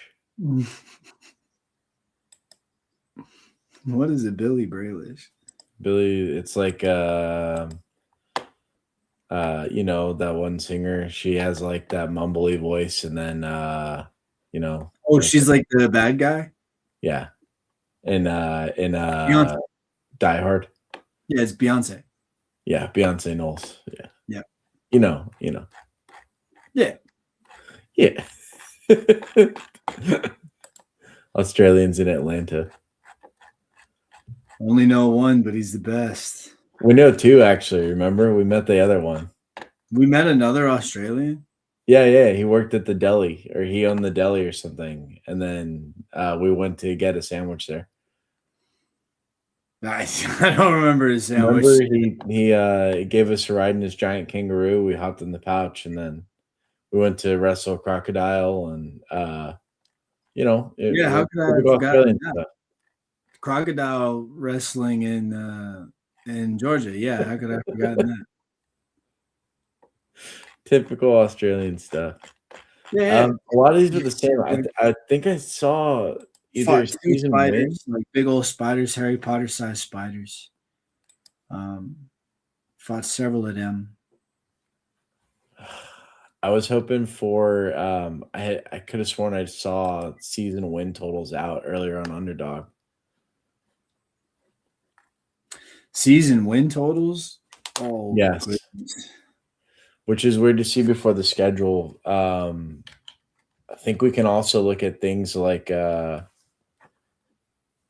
most like touchdown, like Super Bowl odds and stuff. But just a quick way to round out the show. I don't have another draft to me, but we can look at like futures markets and stuff. They really are marketing this to the finance bros, aren't they? Yeah. Absolutely. Have you messed around with Kalshi yet, or Kalshi? However you pronounce it. No, what is it? It's just they define themselves as a prediction market like site, but it's a way to bet on everything pretty much. Is how it goes. Oh, yeah, I have heard about it, but that's like you can bet on whether it's like going to rain tomorrow or something stupid like that, right? I haven't seen that, but probably you can bet But on like it's the dumb things what every day. are announcers gonna say in a certain game, or like what is Trump gonna mention in his like next speech. Like you can bet on all that. Hey, they do have wind markets up already. So let's take a look at this. Yeah. That Kelsey's probably the reason for all of Trump's crazy tirades on Truth Social. So yeah, you can. Yeah, I firmly believe there's a lot of insider trading, and it's probably already been proven. Well, I mean, there Somewhere. was the dude who bet that there was going to be a streaker during the game, and then streaked during Super the game. Bowl. So Hey, who's to say Trump's not out here like, oh, they're going to mention this on Truth Social, and then he's the one out here mentioning it on Truth Social. I'm with you. I absolutely believe stuff like that happens every day. Especially So with any of this guy. these stand out to you? Like just looking at them, Arizona 4+ wins. A lot of people think that's likely. Okay, 5+ wins. They don't think it's as likely. So the market seems to be stuck at like 4.5. Atlanta 8 wins, 7 wins in the NFC South. That sounds realistic. Who knows? Baltimore 12 wins. I don't think so. 10 wins. Less than half people think so, right? Like any of these stand out? Yeah, they're all stupid. They're all what, too high? Yeah, I don't think Arizona's winning 4 games. Buffalo, I think the 10 I is think like Atlanta could win 8, but they could also lose 10. So Carolina Baltimore, over 7 is a good Baltimore, line. do you think Baltimore's really going to lose 10 games back or like 8 games back to back seasons? I know the Steelers roster has gotten top to bottom better, except the glaring hole at quarterback if Aaron Rodgers doesn't show up and play. Doesn't show up. Agreed. That's the only spot that they're going to be worse at. But everywhere else, they should be better than they were last year. So that's one team they're going to have to contend with. The Browns probably still suck. Probably won't beat the Ravens twice. So you maybe count 2 wins there. And then the Bengals, count them as toss-ups. Those games get pretty crazy with how much those teams hate each other, the Bengals and the Ravens. It's kind of like 1-1. They did poorly last year, right? So they're gonna get I can't remember they finished Easier in the schedule. division. Did they almost win the division, or didn't they end up pulling it out? I remember them being completely unfavored and then almost squeaking it out because everyone No, tanks so hard. I'm pretty sure Pittsburgh won the division. Okay. So, like a moderate schedule, Lamar probably won't be hurt again this year. So you can see them taking a step forward. 10 wins feels high to me. I think this is right that most people are right to say this is not likely to happen, not as likely as it is not to happen. I think I'd put their win total at like 9. I think I like Chicago's 10 win total. Oh, yeah. Yeah, I think they won the division this year. But the Lions should be back, and the Vikings should take a step forward, and the Packers never go anywhere, it seems. The Vikings took a lateral step. I think they're going to take a step forward this year. I know you don't like Kyler, though, and that's probably the center of the disagreement. Yeah. They took a lateral step this year. In fact, they probably might have taken a half step backwards because at least JJ McCarthy was young. McCarthy just sucked. He So does just sucked. Kyler, bro. I don't Maybe know what that's true. anybody sees in Kyler Murray. I don't get it. He's sick. He's like 2 feet tall. He doesn't move out of the pocket well. He watches no film. He barely makes throws on time, and when he does, they're not accurate. Like there's just not good things in Kyler Murray's football repertoire other than the fact that he used to be able to improvise really well. I can just see them being middle of the road at offense, and that will be such a light year of improvement. People will have mispriced Addison and Jefferson as a result. I do think Hawkinson's past it though. I didn't like anything I saw of that guy last year. I don't know. Minnesota's offense, and like I'll believe it when I see it, bro. That's Yeah, where I'm at with Minnesota's offense. If you want to sell if you want to buy Justin Jefferson, feel free. But yeah. I where he's probably need to going pay a in little draft, less. yeah. Where he's Need to going pay a in little draft, I less. want no part of him. I'd rather have CD. I'd rather have Amon Ra. I'd rather have anybody else, really. Well, I mean, within the first round framework. I'm not trying to let Justin Jefferson drop to the third round. You know what I mean? All right. Still a talent. How about some of these totals here? Bengals 10 plus wins. Half the people are saying that. Um, that's pretty crazy. That seems high to me for a team without a But defense. but then How that do I like, bet that no? same amount of people have Cleveland winning games too.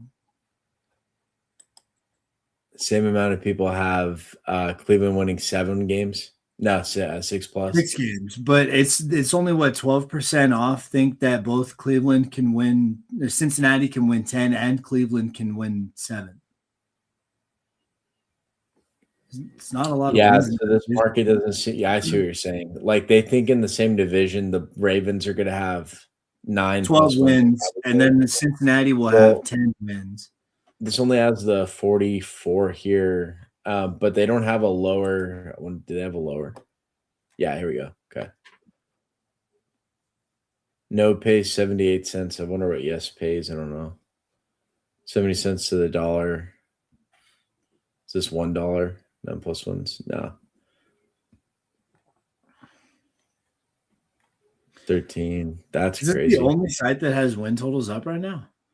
I think because they don't, these guys aren't on the hook, right, for the listing the line. It's people put money into the site and then you land on either side. I think that's why they do. I could have sworn on Underdog earlier today I saw um like team futures, like conference winner, stuff like that. Hmm. Hey, look, Carson Beck's regular season starts already jumped up a game. We should have hammered that, dude. 3.5. Yeah, that was a no brainer in hindsight. That's a market though. Like this is a kind of bet I normally don't place. I don't feel strongly about it. No, man, because like what happens if the OG starter actually just pops off and then they don't turn it over to Carson Beck? Like, Well, Brissett's already kind of laid the grounds for him not because he's asking for starter money already. Yeah. that's amazing. Okay, what else we got here? But What I guess else? when your competition was drafted in the third round, it gives you a little bit more confidence in what you're doing. Yeah. Yeah, and it's Carson Beck. It's like he knows Yeah, what. it's not a world beater at quarterback. I just think Carson Beck right now can play pro football as is. Like he doesn't need the year to mature or this or that. But I think that we're gonna watch Carson Beck's ceiling right out of the gate. Yeah, which may not be very high, right? I Like don't think it's very high. I think it's serviceable NFL player. And if you're a serviceable NFL player and you get 17 starting games, chances are you're going to do all right. I could see he's like 80% of Jackson Dart, like with most of the running ability, but the not even a mediocre arm. I don't think Beck's a good passer of the football, man. I just don't. But they have the Miami tool. paid him $8 million for something. So I don't know. Malik Willis is the starter this year too. We'll see. That's That's what I was saying earlier. There's not 32. Why aren't there just 32 Burrows out there, or like 32? okay. There aren't 32 Joe Burrows in the world. How about 32 Dax? How about like There aren't 32 Dax in the world. 32 Purdy's then? There aren't 32 Brock Purdy's out there? There might be. Right? Or 32 Darnolds. Like, well, the problem NFL scouts exist. Like they have to find the guy, right? And then let's look. I know everybody's like, oh, the pros are the best of the best, but the reality is there are a ton of people in life who chose different paths than athletics. yeah. There's a very good chance that a lot of people who took a different route could be way better than what we're watching in the NFL. But because they chose to go play this or go do that or go be a scientist or benefit society in a way that's meaningful. Boo. Yeah, I know. We are deprived of watching them play football. Andrew Luck is a prime example of that. Like, we should still be watching Andrew Luck playing football, but he was like, nah, fuck this. I'm out. I'm going to go do something else. Yeah, I'll go make all the money without my neck. Without having to put my life on the line, and this dumbass owning staff doesn't want to put a fucking team around me. No offensive line, make me get hurt every year. Fuck that shit.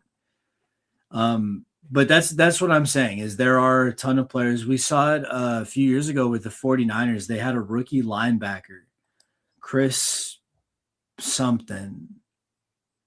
But he was like with Aldon Smith and all those guys, and they thought that they were going to just pop off and be the best like linebacking crew ever. And this dude retired after his rookie year. Because everybody was like, why are you retiring after your rookie year? And he was like, well, this was always the plan. And it's like, what do you mean this was always the plan, bro? Most people get drafted, have a good rookie year, and then go on to have a good career. And he was like, yeah, I will, just not in football. I can't remember his last name, but I wish I could right now. I'm going to Google that. Dude, this Green Bay 10 plus wins. They're not winning 10 games this year. Get out of here.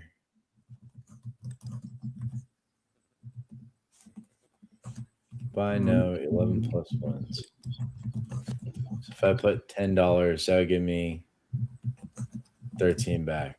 Okay. That's not that great of odds. 11 plus though seems like a just slam shut. Chris Borland. Yeah, that was what I wanted to call. I kept wanting to call him Chris Brolin, but yeah, Chris Borland. And it was him and Aldon Smith and all those guys, and it looked like they were just going to be one of the best linebacking cores ever. And then he bailed on him. But that's all to answer the question of why aren't we watching 32 at least serviceable quarterbacks? It's also because there aren't 32 serviceable offensive lines. There aren't 32 serviceable receiving cores. And there aren't 32 serviceable RB1s. Yeah, that's all fair, especially the offensive line point. It's seen perfectly good quarterbacks just get crippled. Like, I didn't think Geno had a terrible year last year, but I think it was really accelerated. I would have liked to have seen what he could have done if the team was at least halfway competent. Like, just halfway competent, because he played so well in Seattle the year before. I was really excited to see what he could do if he wasn't going to be bounced around again. But Vegas had no plans of taking care of that, man. They just wanted to tank, get their guy, and move on. Yeah. But yeah, dude, it happens quite often. In fact, we're seeing it more and more with rookie quarterbacks, young quarterbacks being given up on and having success on their second teams rather than the first teams, or having success after having been sat for a few years or so. Like, yeah. I'm not going to say gone are the days of the day one starter, but I am going to say that if your day one starter doesn't go to a team that's ready for a day one starter, that dude's fucked. Yeah. Poor Mendoza.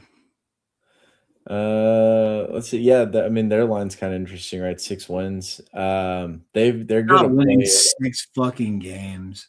They're going to play in a reloaded division, man. They're predicting a 4-game improvement for this team. 5 wins gives you, so if I put in $10, gives me $2 return. If I say no to 5 wins, if they win 4 wins, then I get a tune at like implied odds are 39%. So if I say no to 6 wins, that seems like okay to me. I'm just simply not betting on Vegas to do anything. This team loses twice against the Chiefs, twice against the Broncos, and They're not going to lose twice against the Chiefs, though. They're not. They're not. They don't lose twice against Mahomes. They don't do because it they kept Crosby. I don't know. Maybe he just really hates Mahomes 1 game a year. I can't tell you. Like they just for whatever reason, 1 game a year, Vegas beats Kansas City. So I think I can tell. Well, we have to see the schedule to know for sure. But like I this is definitely too early to be picking win totals for sure. I mean, it's definitely nice to get a look at like where the social psychology feels that teams are going to end up. Yeah, but dude, that Packers 11 wins is a joke. Dude, this is all a joke. Minnesota 9 wins. Get the fuck out of here. Minnesota is going to win 3 games this year at best. They're not going to win 3 games. They're going to win. At best, they're going to win 3 games. Like you're right. They probably won't. They'll probably win 1. They might go winless, dude. This is a bad team because they got a bad quarterback. I think the Patriots are inflated here as well. 10 plus wins. Have you seen the reports that Vrabel might not be their coach next year? Because the AFC East is so weak, regardless of who they have on the field, as long as they have decent guys, they'll be fine. But the AFC East is weak as shit. I can just see him taking a step back because they had such an easy schedule last year. It's going to be that easy again this year. The division didn't get any better. I mean, they're going to be playing the number 1 schedule this time around, so the number 4. They had a historically weak schedule last year. What does that mean? They're playing Pittsburgh. They're playing whoever won the South. They're playing whoever won the West. Jaguars. Yeah. Who won the West last year? The Broncos. The Broncos. Which could be a hard game. But I think the AFC West could be the best division of football next year. It's probably going to be the best division of football. I don't know. The NFC could be good. The problem is the Giants could just flop again. Oh yeah, and the Commanders could just flop again too. Like I'm very nervous about the bottom of the NFC East. I think Dallas and Philly will be fine. I think the Commanders only flop if Daniels gets hurt. I don't know. The defense looked really bad though last year. It did. It looked horrible, especially in the games against Dallas. It looked fucking awful. They were hurt though, but yeah. But that seems to be a recurring problem in Washington too, the same way it is in San Francisco. Like, but they were hurt seems to be a pretty fucking common line. Yeah. 6 wins for the Jets. Yeah, right. Yeah, I don't like that for the Jets either. Jeez, how much do I get if I bet 10 on this guy? $8. Yeah, this is a bet I probably would make. No 6 wins for the Jets. Philly, this is kind of inflated. 10-11 wins. They're probably good for 9 wins for sure. No, I see Philly for 10. I see Philly for 10, and I see Dallas for anywhere between 9 to 11. Yeah, really, maybe even 9 to 12. But Seattle 10 wins. You think so? Is the defense coming back like in full? Most of it. I mean, most of them are young, so there's probably a good chance they're going to be able to come back.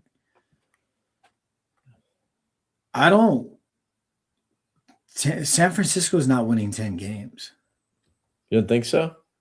No. That's a tough division too. No, they're not winning 10 games, bro. How many did they win last year? They won a lot for as bad as things went. Probably won 11. I could see them. They're going to be better this year. They should be better. Everyone's older. But less hurt, hopefully, because last year they had injuries all up and down the defense and offense. Yeah, but so apparently their injuries are being caused by their proximity to. I heard that like an the electrical field. Yeah, like yeah, I don't think apparently it's supposed to weaken your body. 49ers were 12-5 last year, which is just insane. What a great Shanahan deserved coach of the year last year for as many injuries as he had. Well, the main guy didn't get hurt though. Like the catalyst for their offense stayed healthy, which was he did it with a backup quarterback, no George Kittle, no receiver. Play with the backup quarterback anyway. Brock Purdy was Mr. Irrelevant, bro. He was picked 250 fucking. He was picked whatever the fuck. He's in the top half of starters in the NFL. Yeah, but that doesn't. We were just talking about this. That doesn't mean much these days. There aren't 32 real starters. No, it means more because he's one of the 16 competent quarterbacks. No, it just means he's in the top 50%. I don't think there's 20 good quarterbacks. Are you saying Purdy's not a good quarterback? I think he's a good quarterback. I think he's serviceable. I think Purdy is as good as the roster around him. I don't think Brock Purdy makes you better, and I don't think having him makes you worse. But I do not if you have a good roster around him, sure, he can be successful. We've seen it. But we've also seen him be unsuccessful with a bad roster. He does not make you better. He just doesn't lose you the game. I think he can win you the game. I haven't seen Tampa at 9 wins. Get out of here. If Baker stays healthy, that's real. They won 8 last year with Baker being hurt. I just don't see it this year. I just don't. It's literally if Baker is healthy. That's what it is. Like if Baker's healthy, they're unlikely to get 9+ wins. That's what this is saying. Unlikely to. Okay. It's all let's see some of these other markets. Pro Football Champion. So the Rams are the favorite, which I think I agree with, though they shit the bed in the draft. I don't agree with that at all. You draft Ty Simpson at 13 overall, you're not winning the fucking Super Bowl that year. Yeah, they needed to plug another starter somewhere. Just get that much better. Anybody, like literally anybody. Draft any other position than the one that you just had a dude win MVP at. You fucking idiots. Yeah. Like, how are you that dumb? I heard some insider. I was gonna say insider baseball talk, but basically insider football talk, where like the owner of the Rams is like buddy with Ty Simpson's dad, wanting to bang Ty Simpson. Pretty much. The only explanation I can think of for that nonsense, bro. Like you don't do that. Like your boy just won MVP, shows no signs of slowing down, and you go and draft a quarterback 13th overall when you could have waited and grabbed that dude in the 3rd.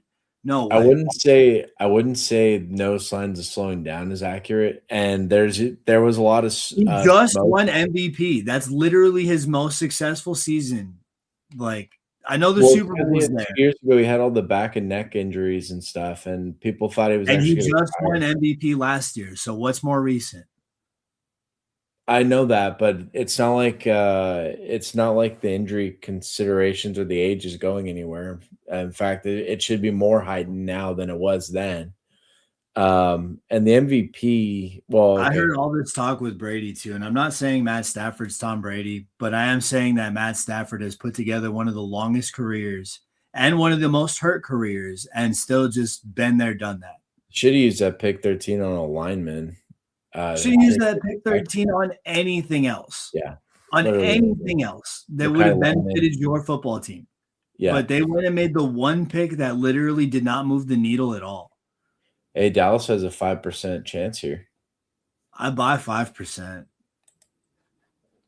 So $10 on a yes would get you what? Whoosh. Mm. How you feeling? I don't think we could beat. I don't think we could beat the Rams straight up. I don't think we beat the Seahawks straight up. Who else? Dallas can beat anybody. That's not the problem. The A problem lot of is these other something teams are fucking getting gonna happen. old. The problem is Vegas is going to make a call and be like, yo, this many people got Dallas winning the Super Bowl. We got to shut that shit down now. And the refs will do it. Oh, we'll be set up for prime martyrdom on the national stage. They'll let the Cowboys get to the Super Bowl for the ratings. There's no way in hell, we'll win And it just because get worked. too Yeah. much money will come in on the other side, or too much money will come in on our side. It depends on how much how badly we limp in there. Like, We'd have to go up yeah, against the Chiefs to not be like, we have to go up against someone who's got like that marquee name as but well to balance it out. say there's like a sixth seed, like we just sneak into the playoffs. We shouldn't be there. And then we just go on a tear in the postseason. It'd be like the Giants playing the Patriots. You remember how heavily the Patriots were? Yeah. You remember why the Giants were allowed to win those 2 games? Why they didn't come up with some bullshit excuse to call those 2 crazy catches back? It's because Vegas would have lost a lot of money. But instead they made a lot of money, which is cool. I'm not saying it's outright rigged, but if it is, that's we're not going to get one. We're not going to get one anytime soon. Especially since Jerry Jones really isn't pushing for it. The Cowboys are still the most valuable franchise in sports. Why the fuck would he need a Super Bowl? I don't know. We haven't been hungry in a long time. Well, at least the staff and the owners. His team is worth $4 billion. Well, you don't need to be hungry. Like you're eating fine. Yep. And that's I think the major problem with it. But we'll figure it out. I mean, the moves that he's been making recently have been pretty solid. I just don't like. I'm not a fan of the direction the NFL has taken. Yeah, it is disturbingly in bed with casinos, which is why we have a show, or that part of our show. That's why this part of this show. The reality is Sports Pod would have been done anyway, and it might not have been based around money making fantasy football, but on how to beat your family and friends in fantasy football, which I am really good at, and Troy can vouch for that because I've kicked his ass a lot. I don't know what you're talking about. Hey man, you may be good at this weekly and daily stuff, but season-long fantasy, I got your ass. Yeah, I need to just get a chip under my belt. I've made too many finals appearances to just keep. Dude, I don't know how you don't have one yet. That's I just had bad luck. But I retired 4 years ago, and I still lead the league in championships. That's pretty cool. I don't know what to say. Although Candy gave me a run for the money, man. I think I played her in 2 of my 4 championships. She's got a solid team every year. She's awesome, man. I don't know what source she uses to draft her teams, but it's fucking elite. She probably just doesn't overthink it. Just goes with her gut. I definitely do. Yeah, you do. Yeah. You talked yourself out of some really good picks in the past before. Yep. I was gonna ignore McCaffrey last year, and that was like the second best pick I made. You should have ignored McCaffrey last year.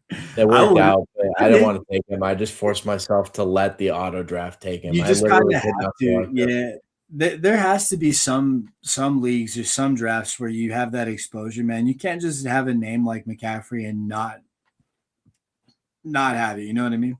It was great. Our league let me get McCaffrey, Jonathan Taylor, and Breece Hall on the same team, and Breece Hall's going in like the 5th round or something because nobody. It was just awesome. And then I got Javonte later on. Then Omar was pissed off. Like he even made a little AI image about like this dude who has like his computer and like all the stats and stuff. And like, like this is Troy, and I showed you the whole bit. Well, Omar made me laugh because it's like, dude, you agreed to play the league knowing that this man was in it. It's not like I've changed anything. And the he's last not few winning years, bro. either. Like, he's doing all this And I'm work still and not he's not winning. So. winning. So, like, what are you really upset about, bro? That he drafted Javante? Like, what's your problem, dog? He's losing. Fuck him. Like, Whatever. let him put all that work into taking an L, dude. Like, Whatever. what's his I agree. problem? Yeah, I agree. I couldn't let me lose how I want to lose. That's what I was. I couldn't figure it out. I was like, dude, if he's gonna do 12 hours of research to take an L, bro, let him. Like, I don't. And then I think he complained about the waiver wires the most was the issue He was because you trying were to tell me that I was like out, and I always make more waiver wire. So I do have a feeling that you were sitting up waiting for the waivers to clear before you made your pickups, but I don't see the problem with that. He could do it too. You know what I mean? Like.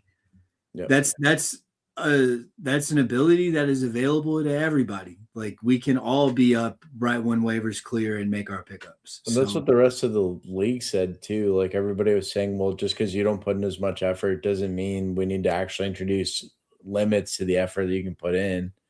Yeah. What are we gonna do? That would just mean that you wouldn't be able to participate in the league at all because you're still going to be doing all this extra. That's research. What I was saying. It's like, dude, look what we're talking about. We're just talking about family and friends in a football league. Like, none of this is as serious, you know? Like, you didn't even pay dues anyways. So I think that was my actual biggest issue with the entirety of the complaints. I was like, did you even pay your dues, bro? No, it just like fucking running. He was like, no, I didn't. And I was like, he's like, I'm not going to so long as Troy's doing this. And I was like, then shut up. Then shut up. You're not paying for it. It's a free family league. Troy's putting in all this effort. He's taking an L. Make fun of him for that. Yeah. Let me don't shit on him for doing the work. Shit on him for losing anyway. Like, that's right. The thing is, like, he's like the opposite of Kyler Murray. Like, he watches all the film, but he's not successful at all. It's because my legs are longer. That's probably it. You're too tall to do what Kyler does. Yeah. It's a bad break for you, buddy. Yeah, I'll have to figure myself out. All right, man. We'll probably do this again in a couple of days, either Sunday or Monday.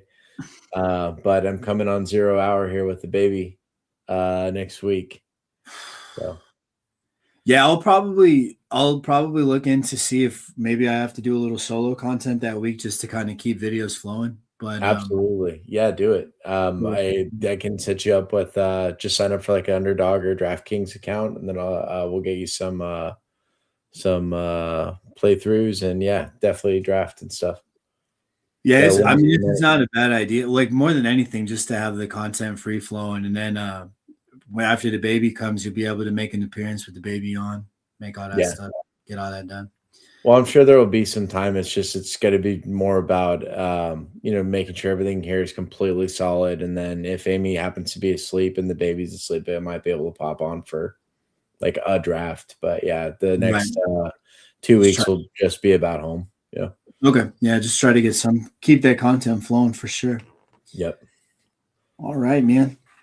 This is a blast, dude. I had a good time. The second draft I'm a little iffy about, but it was definitely fun while we were doing it. Sometimes you look back on your teams halfway through the season and you're really glad you made the riskier choices because it turns out they weren't that risky in hindsight, like the Tank Dell bet we were talking about. I don't think that was a super risk. It was a lot of the other picks that we were making that. Well, Travis Hunter's like one report away from being the second receiver on the Jags again, or a Brian Thomas trade. Right, exactly.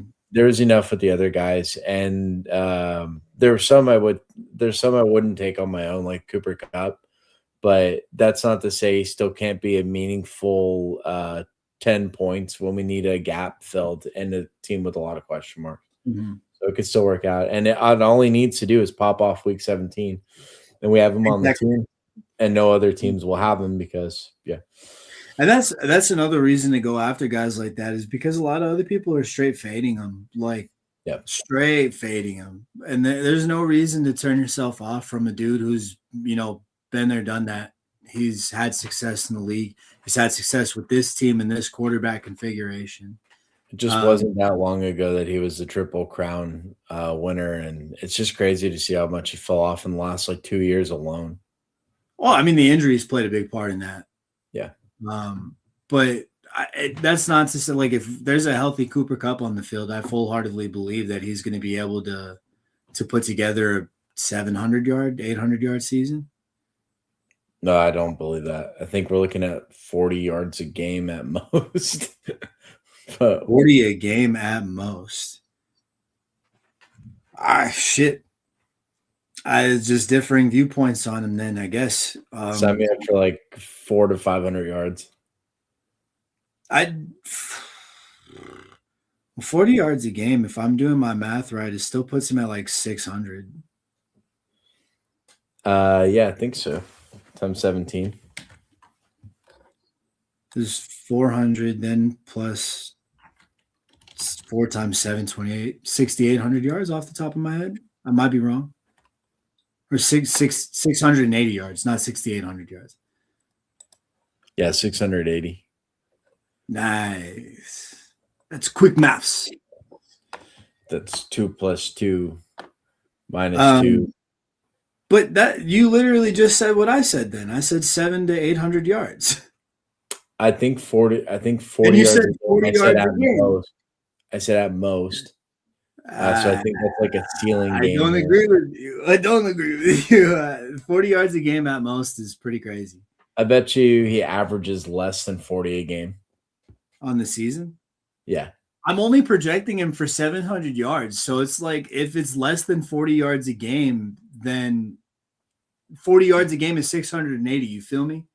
Yeah, and I think he'll be less so than I'm saying if Cooper Kupp is fully healthy, 700 to 800 yards. You are giving me no leeway. I think he's I think he's none of the ceiling with almost no floor. This is my problem with Cooper Kupp. We're talking about right now. Like, what player is in your head right now when we're talking about Cooper Kupp? Is it the dude who was serviceable all of last season? He's the guy that I bet on the last 5 weeks of the season. Okay, so you're jaded. That's what the problem is. What? You are jaded. No. I'm saying I bet on his success, and his I know, and he burned you. So now you're jaded. No, I'm not jaded. I'm just saying I bet on his ceiling outcome last year, and it was 3.5 receptions. I don't think that receivers take those far steps back. And I think he'll have a little bit of time removed from the injury and a little bit more time working with the quarterback he's got now. And it'll result in positive things for Cooper Kupp. We'll see. I have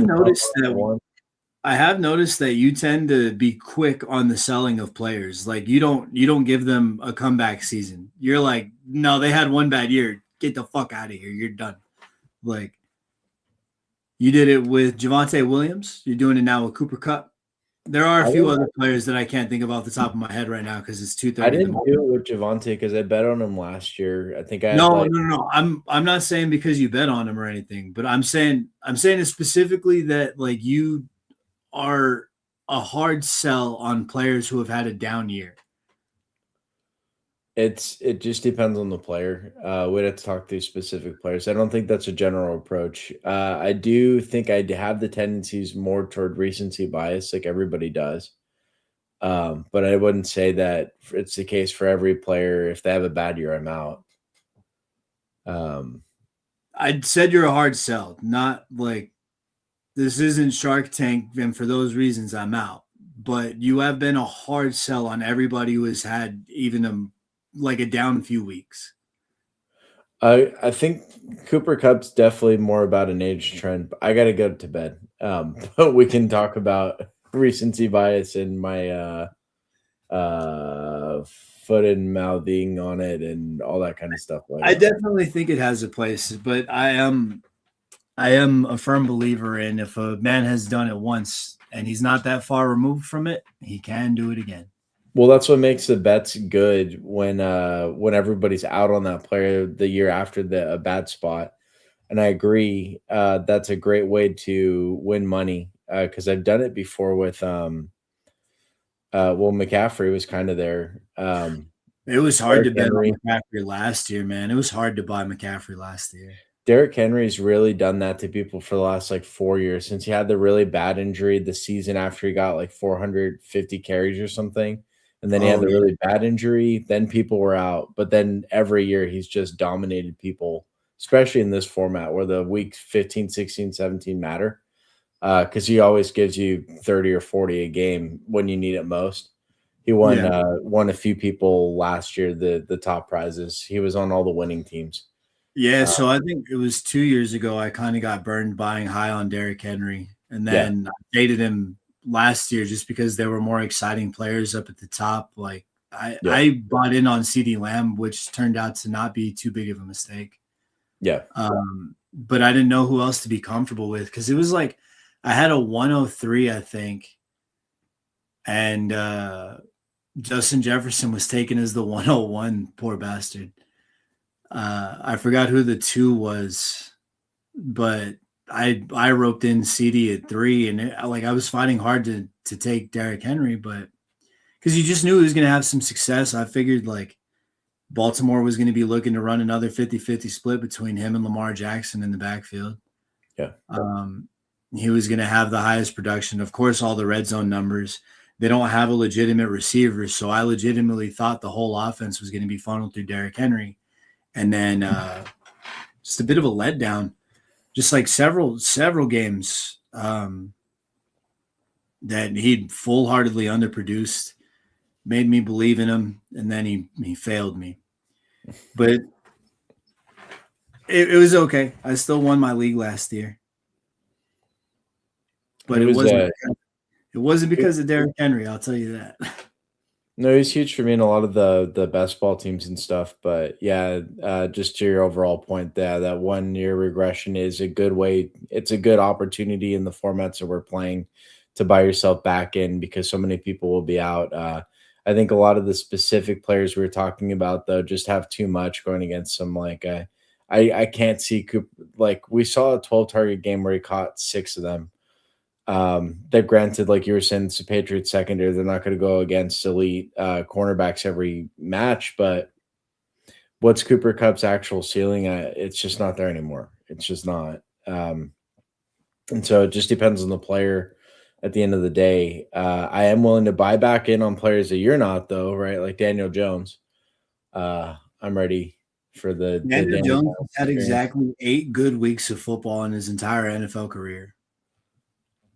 And I've one of seen them I've happened seen for the more Giants. flashes with the Giants. I'm willing to. I want to see what he looks like in a full healthy season. Eight. Do I think they're going to win a playoff We've game seen him in a full healthy season. It's really bad. with these Colts? He's With not these good. Colts, with Shane Steichen. You can wait for it all you want, but Daniel Jones is not I've a seen good. it. I'm not waiting anymore. He's good. He's We good. watched 8 good weeks of football out But they of got the legs. out of a 5-year career. He's had 8 good weeks of football. Are you leaving us, Nacho? Yeah, because Daniel Jones is bad, dog. He's bad. No. Go. I will never leave you.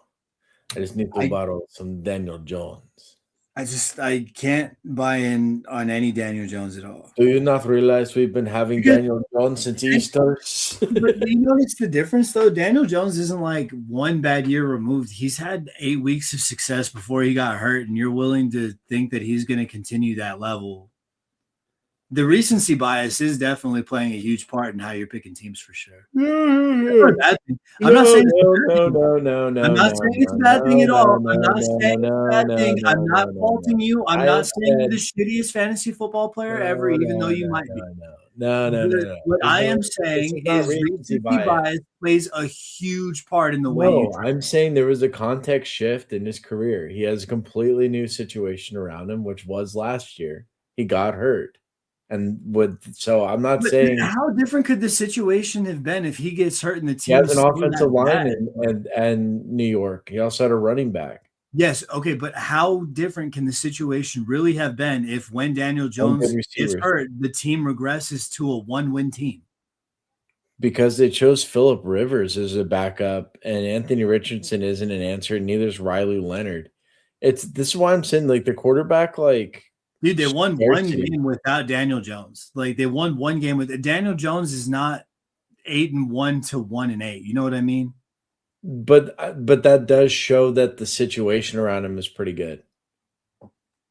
It showed that they had a favorable schedule to start the season.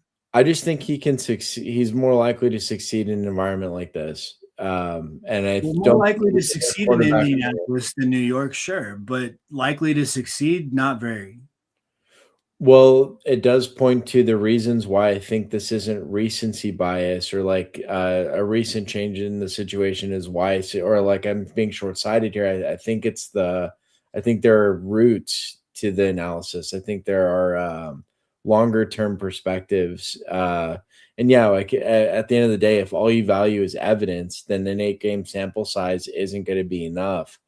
But when you're He doesn't trying to have get it, to eye when you're test that. trying to skate to where the puck is going, instead of just trying to play behind it, then you have to look ahead a bit. And the I only way get to it. do that is to use less samples in some cases. And right I now get I've it. got a small sample, But but Daniel it's Jones because is of all going. the other factors that change. I also didn't see him making the same mistakes that he was in New York.